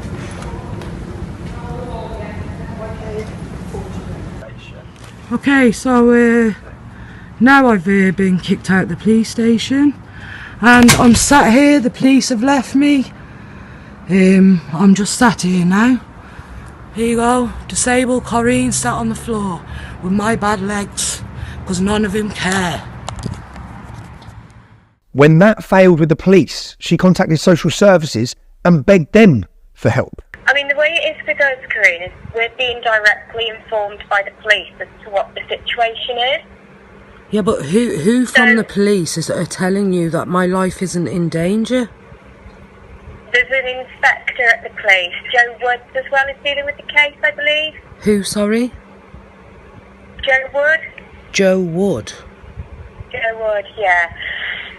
The unfortunate thing is, what they're saying to us is not that there's any risk to you. That's why we're not providing anything, Karine, at this moment in time. So you've come back, you've approached the police, you've said you're receiving threats. What have the police done? Nothing. Nothing at all. They've asked me to move out of Telford. I remember, if we go back, this is going back, I remember getting phone calls and I remember people putting together to try and get some money together to relocate you. Yeah. You got relocated, if I'm right. Yeah, I had to go to Wales. Wales, okay. I'm there. I'm settled. I'm in this little town called Cardigan. Did you feel safe? Yeah, I felt okay for the first few weeks while I was there. Yeah. Then I had a letter come through from my daughter's old school in Telford. Come through to the new address. Come through to my new address. So how have they found where you are? The police told social services where I was living in Wales. Telford Police to give social services your new address. In Wales, social services the system of social put it. Well, social services give it to the teacher at the school, but at that school was people working who's connected to people that have raped and abused me. And they could have easily got my address. And they could have got it if it's on the police system. Yeah, so straight away I was in a panic, and that same day, within 3 hours, I was moved. I got in a taxi and I went. Why do you think, again, if I ask you, why do you think the police did that? I really don't know. I really don't know. I think it's all just to keep me quiet, because for how much I spoke out, and for all the girls I named and all the men that had done it, You give a lot of information. I give a lot of information. That was a lot for them to start dealing with, and I think they just wanted me to keep quiet. At this stage, Corinne was forced to relocate to Bristol to distance herself from her past and any danger she could put her or her young family in. Even with the considerable distance between her and Telford, it wasn't long before her life was again put at risk. Yeah, the address has been leaked now in Bristol. Yep. Gangs of Muslims have been spotted, and Pakistanis have been spotted outside. Yeah. And then did you get a phone call from your mum? I got a phone call about 3 or 4 days later off my mum. It was a video call, and my mum's face was black and blue. Where did they beat your mum up? On her doorstep, at a bungalow, on her doorstep. They wanted to go in her bungalow and see if I was there, and she wouldn't let them, so they thrashed her on the doorstep. She's a big woman, they say they didn't get past her, but they thrashed her on the doorstep. 3 of them. I've seen the messages back and forward to the police about this attack. The police say my mum beat herself up. Did they set fire to your mum's house? Was that another? Yeah, they set fire to the bins. They set fire to your mum's bins? Yeah, you know where you picked me up from? Yeah. The bins right there, the ones that you could see. Were the police called? Yeah. The police called when she got beaten up? Yeah. And they were called when they were setting fire? Yeah, and they were called when the bungalow all got spray painted. And your mum's bungalow got spray painted as well? Yeah. Say what? What sort of stuff was spray painted? I don't know. Mum didn't tell me because she didn't want me to get upset. Okay. But she I think it was vandalised. stuff like grass and slag and like horrible names all over the house. So your mum's left, so you've run off, your mum's left, and now she's becoming a target. Yeah. They'd even like swerved their cars at her van. At my mum's husband's van. When he's driving, mum's been in the car and they've like swerved their cars and like tried to make With mum regards to the crash. attack against your mum, so they're trying to attack her in her car, attack her at her house, set fire to her house. What sort of police investigation has it been to do with those attacks? There ain't been anything. What have they done to protect her? Nothing. Why do you think that is? I don't know. They want us to be silenced. They want us to shut up because I know too much. At this stage, Corinne has faced threats, her mother's been violently beaten, she's at an all-time low. How do social services now react? At the time of this attack against your mum, you've still got your 6-year-old daughter. What was your daughter's name? Zaya. You've still got Zaya at the time of this attack, is that right? Yeah. What happens then? Social services and the police went to my mum's. No, social services went first, I think. Then they went back about an hour later and they took my little girl from my mum's, and that was because my mum was beat up and my mum wasn't safe. But I was in Egypt.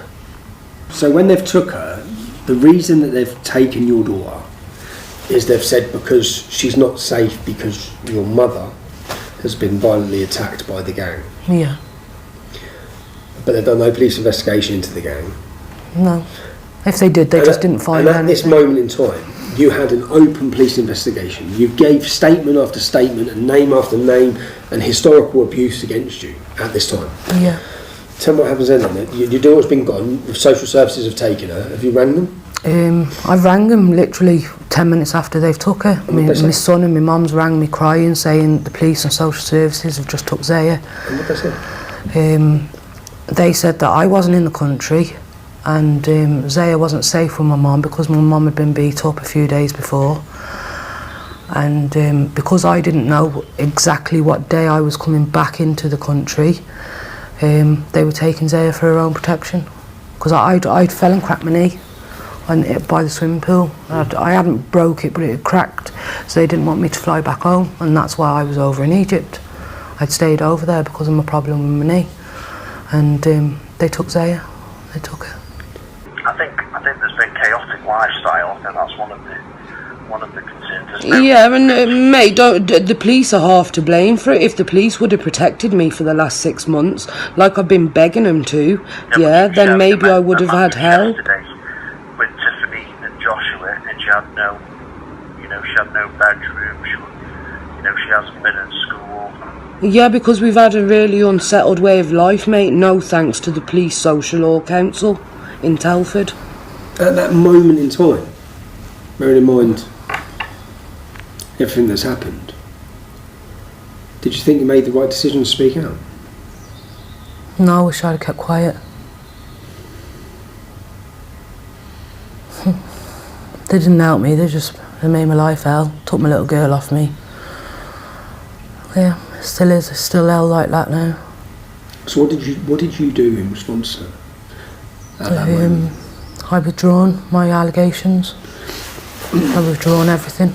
I told them that I wasn't doing it because they thought Zaya was in danger because of my allegations, so I dropped everything thinking they'd given me back, but they didn't. So you dropped all your police case. I guess the Pakistanis are happy. Yep. I guess the police are happy. You think? Probably, yeah. We're here 2 years later. We've been talking for a year. It's been longer than that. Been longer, yeah. Yeah, 2 years. The first time, 2 years. Yeah. And you still haven't got your daughter? No. I just wish it would be in a court case. From me. I just wish Go that way. that all of these girls that there are, that the police would There'd be hundreds around here if they'd all come forward, if they wasn't so scared. But I understand why they're scared. So do I after speaking to everyone. Well, I understand it that they can't really rely on the police, which is such a sad state of affairs. Yeah, it's horrible. Police should be protecting every one of them. But it seems more like they're hanging them out. Yeah. Some of them used to brag because the coppers used to be on drugs and that, and obviously they used to go and buy their drugs off them lot. So some of the police were buying the drugs off the Pakistani gangs? Yeah, because they were selling everything: cocaine, cannabis, draw, weed, smack, crack, everything. They used to sell pills, speed. And and the gang used to brag that they had police. Yeah, the coppers used to come to him. Solicitors used to go to him and buy off him, and so sometimes they would brag. Yeah. Do you ever remember which names bragged? No. And they used to say it as well. They used to say the names, and I've sat and I've tried to think. Why do you think everyone's scared then? Why do you think that? Because the way they all come together and the things they've done, they've set people's houses on fire, and they've battered people. Just the things they've done is horrible.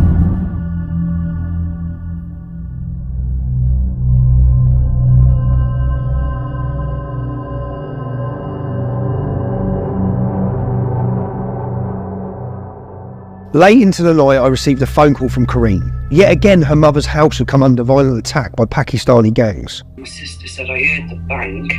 She said, she's got a dog, so the dog started going mad. And then my mum's jumped up as well as quick as she could.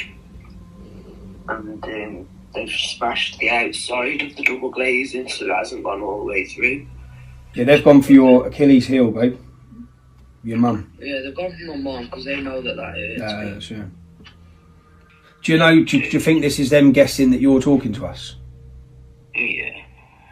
If she's scared, if they're not they should relocate her right now. Yeah, the police should put her into emergency accommodation, into a hotel, out of the area, and they should be getting their council moved. They should be doing all that. But I know how useless they are. You know how useless they are. So get your mum to let us know what the score is. Yeah. Tommy, if I don't move from here, I'm going to have a heart attack. No, I know. I know. Because I've got pains all in my arm right now as I'm speaking to you. My heart's going 90 to the dozen. I feel like I want to be sick. I feel like I want to pass out. And I don't know what the fuck to do. I feel like I'm going fucking crazy in the head. I think I need an ambulance. I feel bad. I've got pains all in my arm and my chest. And I think I'm having an heart attack. Tell me I've got to go. Lindy, okay, darling, I'm gonna okay.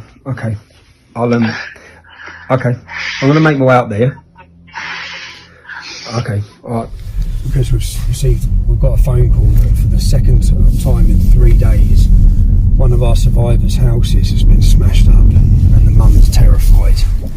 I don't know if they're going to be best pleased to see me, because I'm guessing this is because of the work I'm doing. We've had a car firebomb 2 days ago of another survivor outside their house, blown up. The gang don't know who I'm speaking to, so they're just targeting all the survivors. I've received a phone call 2 days ago. Someone's come and put a brick through this house window here. And earlier today, they've come and smashed bricks through this one. Now, in the last 48 hours, they've petrol bombed cars outside houses. We have a film going out, and these are the houses of other survivors. They're not even the survivor who we're talking to. Yeah, this is the house of another survivor's parents and family. The parents are in there terrified. The sister's in there. The sister hasn't left the house for 4 years anyway because she's too scared because of all the gangs, because of the rape gangs that targeted her sister. Now we're here. The police are refusing to help. This house previously, when the victim in this house went to the police as a witness, she gave all her evidence so they could make arrests. This house was firebombed around the side. They sprayed painted all over the house. All we want them to do their job. Their job is to protect you and relocate you. Hello and welcome to West Mercia Police. Okay, so what's happened, please? So what's happened is 2 days ago the window was smashed. Today the window's been smashed again. You had, just so you know, 26 Glendale, you had a car torched and firebombed 2 days ago. Yeah. Now all of these attacks are being committed by grooming gangs who are targeting the victims' families. Yeah, that's what this is. Now your police officers have come to this house. They've left the family here after their house has been smashed up twice, and they've drove off. In the town we're in, you've had 3 people burned to fucking death by grooming gangs, and the police have actually done nothing for both these visits. They've done nothing to relocate the family.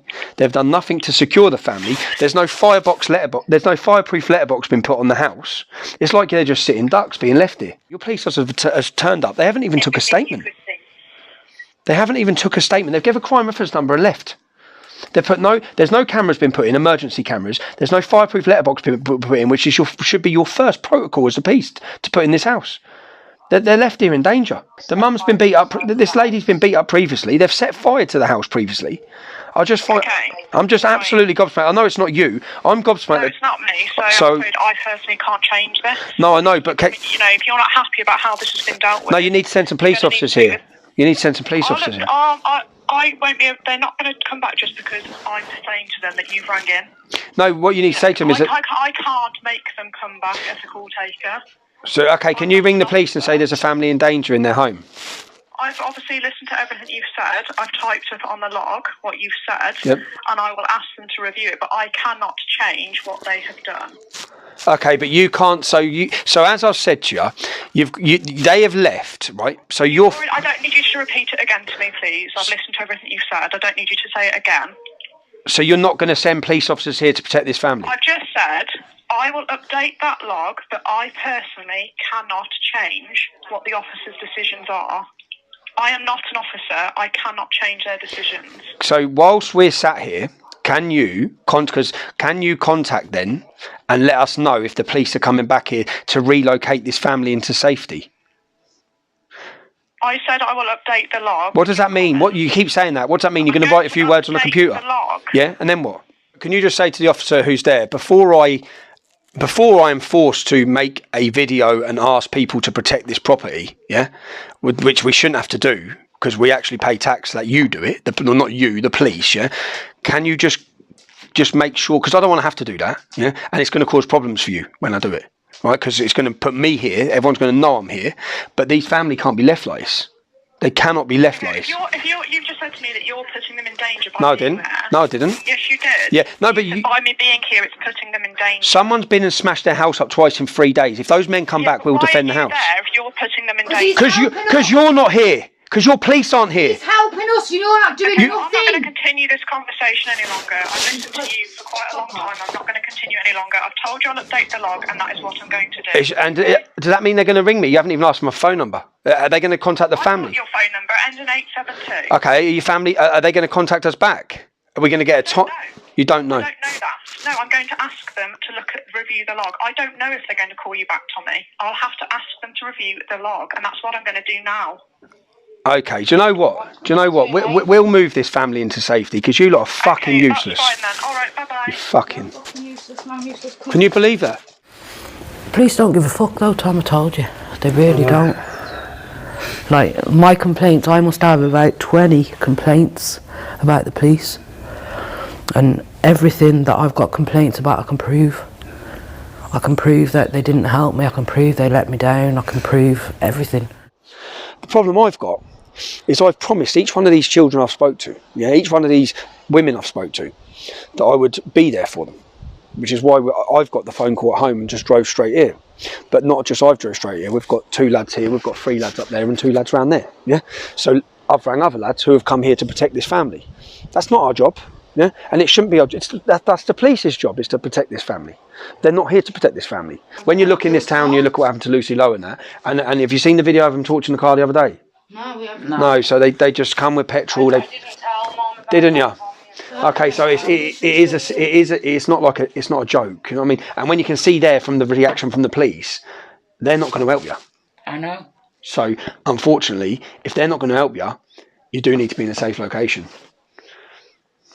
You do, and until the council, which will work from tomorrow, will get, whether it be having to get a lawyer or gets anyone onto the council to get you a relocation from this bungalow into a different council property. But you might have to be into, and whether it be a hotel or I'll find you an Airbnb house for a month. So then you just get yourself comfortable until the relocation's done, because it doesn't happen overnight, least of all on New Year's Eve. So right now, this lady doesn't want to leave the home, but she does because she's scared. But every possession she's ever owned in her life is boxed up inside this home. So we're going to be staying here tonight and standing and hanging around the house, basically, to make sure people don't come back to the house. But again, we're targets for them as well. The police should be here. The police should be here. But we're going to have to relocate these families.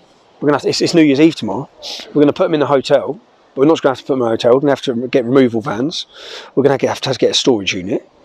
And then we're going to have to work on if the council aren't going to relocate them, because they are in danger. Lucy Lowe's family was set on fire and burned. 3 of them burned to death in this town by grooming gangs.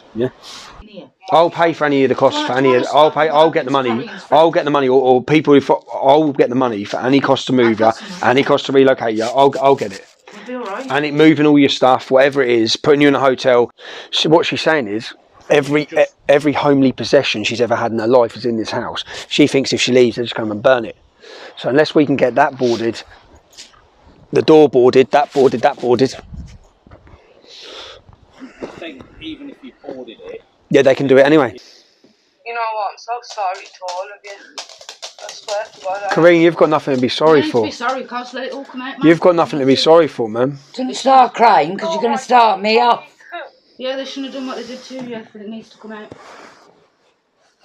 At least actually somebody's helping them. Fault, man. Look what's happening to my mum.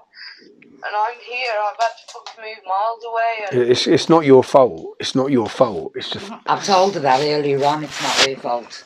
So as we said, it's 2 a.m. We've got 2 cars of lads there. There's 2 cars of lads there. We'll blur it out. But we've got 2 cars of lads there, which is good because lads have got in their cars and drove from different towns. Look at the vulnerability of where this house is. You go down an alley. Look how easy it is to target. You got your window there. That's what she's worried about. Look how easy you can come down here. But look at this round here. They've already smashed this. This was 2 days ago. They put a brick through here. They've come back and done this one tonight. About 11 o'clock this got done. And then down here, it's all, look.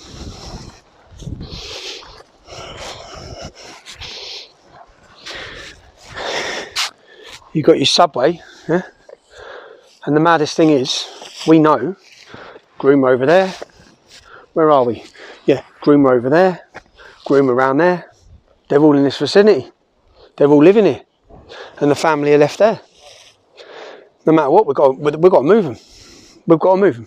So they're swanning round, threatening us when we're talking out, trying to stop us from talking, threatening us, saying whatever they can, the worst things possible, threatening our families. They all stick together.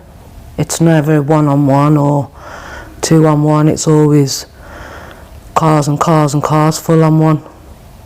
And we've seen too much growing up. We've seen people's houses get set fire to. For me, I lost my mate Lucy. we've seen people getting beat up by them, and really getting beat up.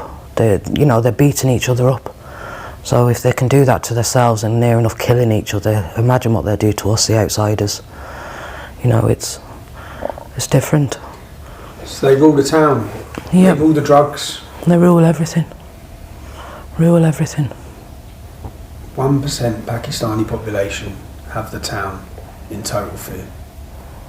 So my mate Andy, the one who's going to stay here with a couple of other lads, he'll be here in about half hour 45, and then he'll stay in the house till everything's over. Sorry. Lovely for my family, and for my kids.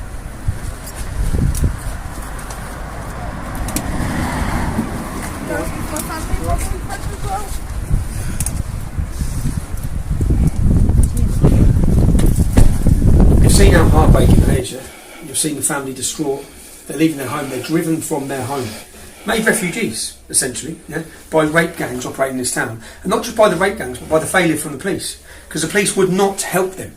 Only now we've publicly embarrassed them online that they're now willing to help the family.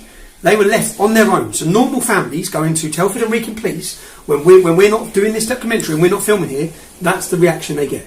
You can understand why they're not able to get the convictions against all these men. But the reason why we've had a problem with getting this family housing is, as you've seen with the lady, we can't just pick them up and put them in a hotel. You can't just pick them up and put them in a hotel.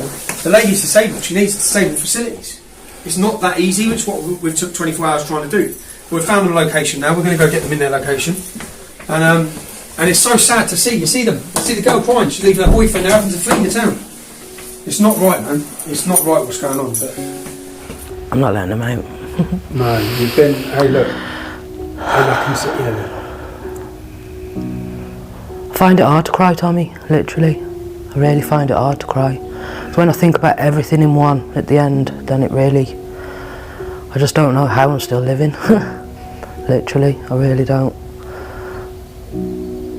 It's hard. You must feel numb of years of... Numb, empty, alone. So many feelings. I can't even say them all, but I feel them all at once. It's not nice.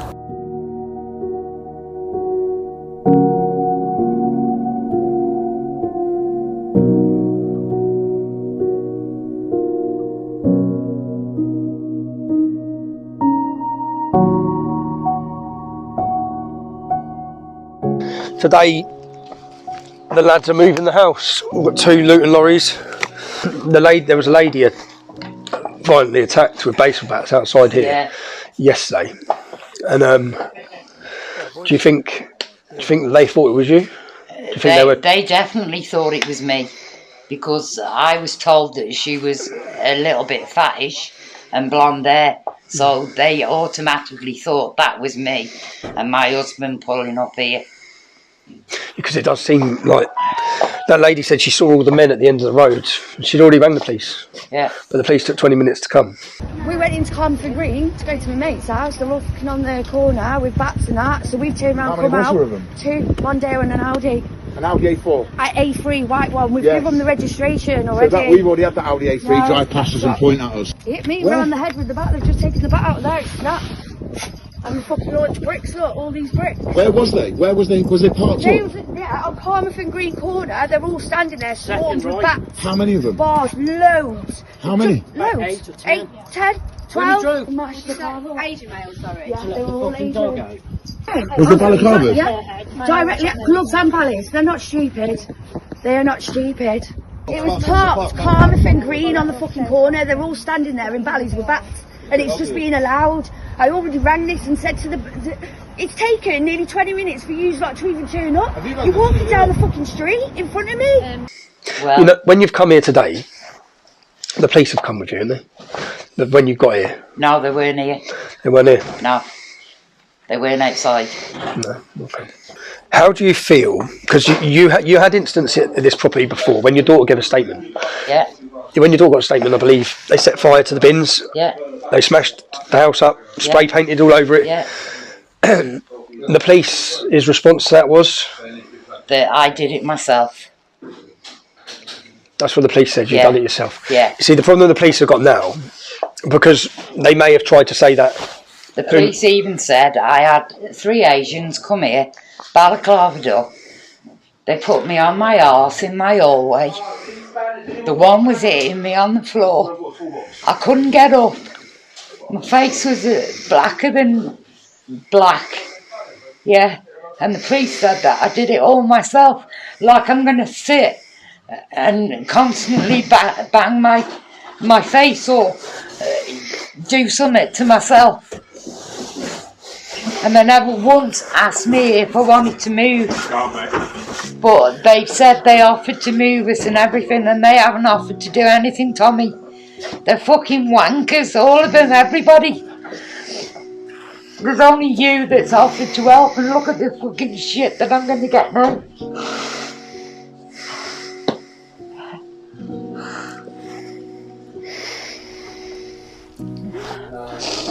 Why have they got a target? A 60-year-old woman, disabled? They're targeting you because they want to silence your daughter. Well, I'm sorry, but I can't stop my daughter from speaking the truth. I accompanied Kareen's parents to the police station in the hope that the adequate protection and support could be offered to them. Yeah. Their house windows are smashed. You spoke to the police officer. Yeah. Not just that they don't care. Okay? They were rude about it, obnoxious about it. They were left in the house terrified. And there was no offer of the police cars to be left outside. No offer of a 5 letterbox. No offer to assess the house for security. Nothing at all. Right, okay. Well, I mean, I believe someone's spoken to her today in relation to... Today your officer's been great. Yeah. But what I mean is, I went there last night only because your police officers didn't do anything. Right, okay. They were saying this week. Yeah, we can. The problem is, though, is we can't discuss it with you because obviously the matter is. So we can have that discussion. I've also just got home now, and tell any men that have come up to Telford that they don't need to come up to Telford yet. But what I'm saying is, they were left in their house last night. Right? You've had a fire, 2 last night, yeah? 1 2 days ago. The 1 2 days ago it's all over grooming gangs. Yeah? It's all over intimidating these people because they're worried because they know films about to come out on their gangs. Yeah? That's why they were targeted last night for the second time in 3 days. I've been driven from my town, from my family. I've got kids in Telford I'll probably never be able to have a proper relationship with because of all this. You know, it's lost a lot. I got used to it. I was used to it. I was used to him raping me every fucking day and every week. But I'm not used to not seeing my kids. I'm not used to having the people that I love the most being so far away from me. And that's what hurts, that's what kills. I just want to live normal, have my kids, have my family. But I'll never be able to do that because no one gives a shit. Well, people do care, but the people that should, social services, the council, the police, they don't care. This is the last van load. We've done four runs, and then it's sad, isn't it? It's sad, but the family at least will be hopefully somewhere safe. Well, they will be somewhere safe. Their stuff, don't know how long it's going to remain in storage till the council can get them a new house. But it's a travesty that the families of survivors are having to leave this town whilst the men roam around like they own it. Countless time, finance and man hours have gone into the reconnaissance and intel of our alleged perpetrators. They've carried on living their lives. Some of them have families, some have moved away. Some own multiple businesses. They're living very good lives in those towns and cities. Some are in everyday contact still right now with children. We owe it to all the survivors of these gangs that they're confronted, that they're challenged, and at very least they're asked to explain how and why such crimes have been allowed to take place.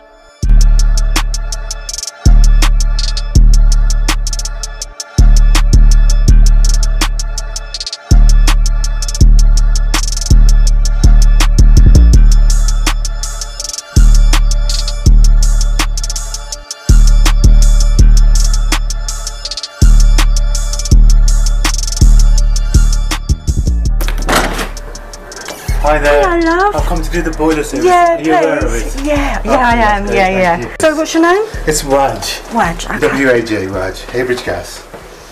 Can I just take a quick look at any other gas appliances? Yeah, actually, I wanted you. Oh, sorry. Let me just shut that. How are you? I bet you didn't think you'd be seeing me here, did you? I've got some questions to ask you about allegations of child rape. You raped a 12-year-old girl, you took her virginity in a house next door to a mosque in Telford. What do you have to say about that? Get in the face. What do you have to say about that, Wedge? What do you have to say? You took her to the Wrekin and you raped her. What do you have to say? Why do I have multiple girls? Why then multiple girls make allegations that you raped them, you trafficked them, you're part of a Pakistani rape mafia who have targeted this town and destroyed girl and child after child's lives? What do you have to say, Wedge? Wedge, how have you got clearance? You're on a stalking charge, right? You're a convicted rapist. How have you got clearance to come into vulnerable ladies' houses on their own? Do you mind explaining that to me, Wedge? How have you got clearance, Wedge? How have you managed to get clearance? I'm not going to arrest Wedge until you cannot enter any lady's house on your own. What do you say to the allegation that you took Corinne Dad up to the Wrekin and you raped her when she was 12? She was fighting you to keep her knickers and pants on while you dragged them off of her. She's a 12-year-old child. You was what, mid-20s, Wedge? What do you have to say to that, Wedge? What do you have to say to it? Total silence. Total silence, Wedge. How many girls have you raped? How many child's lives in Telford were destroyed by you and your gang, Wedge? And now you walk around like there's no trouble in the world. Girl after girl's lives are totally destroyed. Do you want to leave, Wedge? Yes, please. Okay, what do you have to say, Wedge? I'm not going to arrest until you've lost your job, your career and everything, bro. You're not going to be walking. You're a convicted rapist, aren't you? I'm moving, mate. I'm moving out of the way. You're a convicted rapist, aren't you, Wedge? You've already been convicted of rape, but yet you're walking into ladies' houses. What do you have to say about that? How have you got entrance into ladies' houses, Wedge? Huh? How many children have you raped in Telford? How many children and families' lives in this town have been destroyed due to you and your Pakistani gang raping them? What do you have to say, Wedge? Nothing.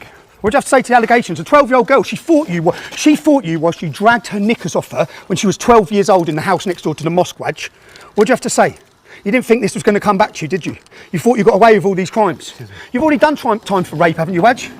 Just because this is your right to reply, Wedge. No, follow me. This is your right to reply. No, that's what. So you can get on your phone to your little Pakistani mates. No, it's not that. That's how you play it. That's how you play it. See, this is the thing. I'm here. Well, there's no risk to you here, is there, Wedge? There's no risk to you here. Shut my door. There is. There's no. What's the risk? So I'm inviting you. So follow me. You're inviting me. What? Come on, Wedge. What's the risk? What's the risk, bro? What's the risk? Wedge. Follow me. Your career's over, bruv. Follow me. Your career's over. No. You destroyed little girls' lives, Wedge. No, follow me. Follow you. Yeah, what for, Malagate? I just want you to answer the questions. This is your right to reply, Wedge. This is your right to reply. Okay, so okay, you drive there. Come on, get in the car. We ain't all fitting in this car, lads. Cameras, get the cameras in the car, come on. We've just confronted this alleged rapist in Telford. We have multiple sources, multiple girls who name him some horrific crimes, raping them in the Wrekin, in the hills, raping a 12-year-old girl, taking her virginity.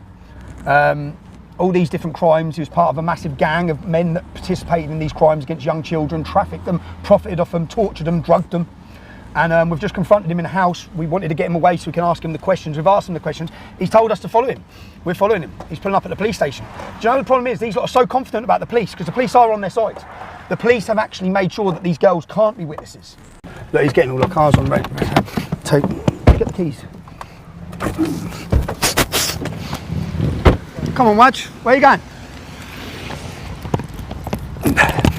Wedge, you lot are that confident that the police are in your pockets, aren't you? How many police officers are on the payroll of your gangs in this town? How come you're that confident? Wedge, this is your right to reply. This is your right to reply, Wedge. What do you have to say? Wedge, you dragged a 12-year-old girl and you raped her. You forcefully raped her with gangs of men. Allegations against me. You forcefully raped a 12-year-old girl. You took her to the Wrekin and you raped her, Wedge. What do you have to say? Wedge, you're a convicted rapist already, aren't you? You're on a stalking charge, Wedge. I don't know why. The police will deal with everything. They don't need to deal with it, mate. You have got away with it. Men in this town, Pakistani men in this town, got away with destroying young girls' lives. Now, you're famous. Everyone's going to know who you are. I was scared and I was saying to him, don't do that and don't take my trousers off, and I was fighting him and trying to keep my trousers up, and he was just pulling them down. It's fine. Wedge, simple question. Why would Corinne Dad make this up? Right. I need... Wedge, why would she make this up? Why would another girl, I've got another girl who doesn't know Corinne, who says you raped her. Why would they make it up about you? Why would these girls randomly make up that you have raped them? traffic them. Why would they do that? In your sister's house, in the house next door to the mosque, they give us locations. We've been to see the places where you raped them. We know all the gang members. We know that you passed them around. We know that you made her duck down in the car when she was 12 years old because she drove past her mum. Right. What do you have to say to that? Why would she make that up? Before they'd even pull up, the passenger seat car would be back, all the way back. So they'd say to you, jump in and lie down. Do you remember which men were in the car? There was one man in the car, yeah. Who's that? Wadge. Why would she make that up? Right. Why would you make that? Can I speak? Yeah. They're not going to help you. Right, this is a documentary. I'm being intimidated inside a police station. Oh. Right. Now you want the police protection, do you? No. You terrorise young girls and now here you are hiding from the... You want the He's making police. allegations. He doesn't care, bruv. Right? Because he knows what yous have been up to. Everyone knows what yous have been up to. Yeah? Your life is changing now, Wadge. Okay, bro? Your life's changing. Everyone's going to know who you are. You see, Baxi, I'm not going to arrest till this is gone. Till you can't enter a woman's house again, bruv. Yeah? Everyone's going to know. Excuse me. So, Wadge, look at you running to the I'm police. being intimidated inside the police Look station. at you running to the police, Wadge. You're a big, brave man when it's 12-year-old girls, aren't you? What are you scared from? No, I'm not scared of Yeah, you are. So what you want, No, I want why are you the- hiding in a police No, station? no, then? no. Why have you run to a police station? I'm not. Do you want to follow me? Yeah, let's go. Let's go. Wadge, you're not going to answer, no? No, let's why, go. why would these girls make up, Wadge? Wadge, why would these girls make up? Why would they make up? Give me one reason why random girls who don't know each other would make up that you raped them, Wadge. Wadge, you're a star in episode 5 of The Rape of Britain. No. You're a star of episode. You're a star. You're a star of episode 5. No, I don't want you to knock me through. You're a star of episode No, 5 what of The I'm Rape of saying Britain. is- You're a star of episode 5 of The Rape of Britain, Wadge. Right. He's coming to you guys for protection No, because, it's not for because protection. to be honest, Telford Police have 1 protected them second. for the last 30 years. No, 1 second. You've been protected by Telford Police, haven't you, for 30 I'm years, gonna speak Wadge? with you. He's making You've serious been protected. allegations. You've been protected. You and your gangs have been against protected me. for 30 years by this police force. I'll tell you what, Vic, do you want a word? Can I have a word with you on the side so we actually know where we are with it? Well, I'm just doing my job, mate. That's why I'm here. You can do your job. I haven't committed a crime. I'm asking this No, man I get questions. that, but I can't talk. So what do you have to say? You're that confident that the police are going to protect you, The aren't you, Wedge? reason I'm at the police station is because he's making serious allegations. I'm not making serious What I'm allegations. saying Young is- girls what are I'm making saying serious is, allegations, Wedge. If there's any truth in that, Children made I'm allegations. here. Wedge. He needs to speak to the police. Wedge, the girls have made allegations. If there's a case to You answer, smashed the house up, Wedge. I'm here and I'll answer it. Wedge. It's simple as that. So now Wedge. you know that he's full of shit. You're in episode 5 of The Rape of Britain. Now you know he's full of shit because I'm here. Why would the girls make So up, Wedge? If I've done something wrong, let's Wedge, get arrested. why would the girls make up? Why would the girls make up, Wedge? Right, let's have a chat. Why would the girls make If up, there's Wedge? any truth Why in would the that- you're going to see the girls saying it on TV. there's any- It's in a doesn't documentary. matter. Oh, it doesn't matter. Bring them here. You're going to see it, Wedge. You shouted for no reason. Get into the room, please. I don't think you want to help us disclose with anything, dude. That's it, mate. I'm done. You see, it's on our documentary. It's coming out soon, yeah? So you don't want to tell us anything? I've come and tried to tell you 100 things. You have left vulnerable girls in situations where you've allowed their houses to be smashed up, you've allowed them to be driven from this country so that those gangs get away with it. Not you individually, but your police force has stood by and allowed this to go on. Not just allowed it to go on, but they've actually allowed the girls to be targeted, driven, intimidated and fearful, and you haven't done the protection jobs that you should do. This is how confident they are. Look where the rapist runs straight to. He's run to you for help. Yeah. Somewhere, one of your commanders is going to be helping him. But ordinarily, when we get jobs in like this, where someone's in the community's worked and found things and got things, I've come to your police, mate. I went have, to. like, the evidence that they Yeah, I've done that with your police force. I haven't dealt with you before. Okay, dude, so I don't know. your high-ranking police officer on episode 2 refused to take information from us. Rob Rondell doesn't want to meet with Tommy. Tommy's not going to meet Rob Rondell. These rapists and these gangs, the police identified 200 rapists in this town. They charged 11. They've been protected. These gangs have been protected by this police force for 30 years. It's the first place he run to. It's affected everything. Affected how I look after my kids, my life in general. I've had times where I've drunk quite a lot, so been kind of like an alcoholic. I've taken drugs and stuff like that. Not too much of hard drugs, but I have taken drugs. I can't settle. I can't stay in a relationship. I don't trust men. So yeah, it's affected everything really. It's still happening. There's still young girls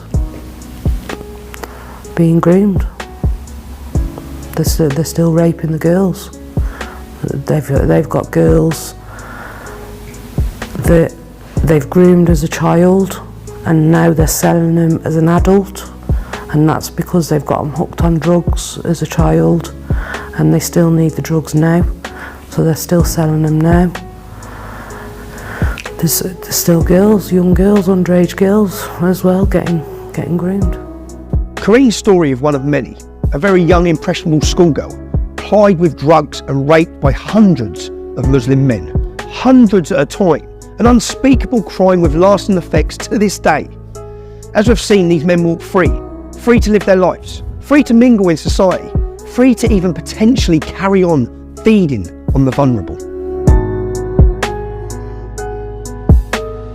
But this story also highlights the massive failures of the police and social services. How has this happened? How come no one's been arrested, even though statements detailing all of those allegedly involved have been made? The answer to this, I'll leave you to decide.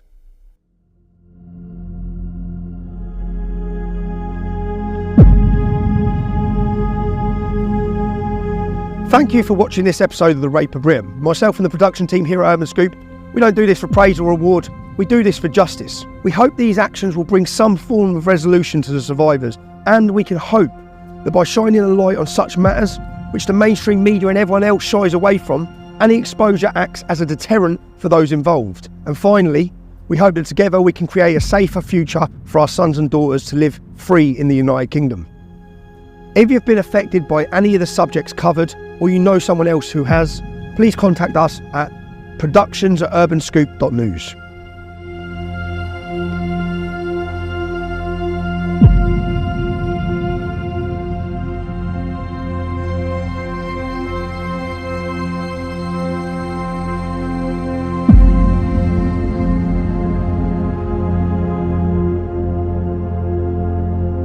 We're bringing you content no one else will. We need your help and we need your support. We have no big funders. If you can support our work, please sign up and help us, just the cost of a coffee. You can support us at www.urbanscoop.news/support us. Thank you. We dedicate this episode to Mr. John Clinch, a man who was both there for Kareen and her children during the hard times and the times of struggle. May he rest in peace.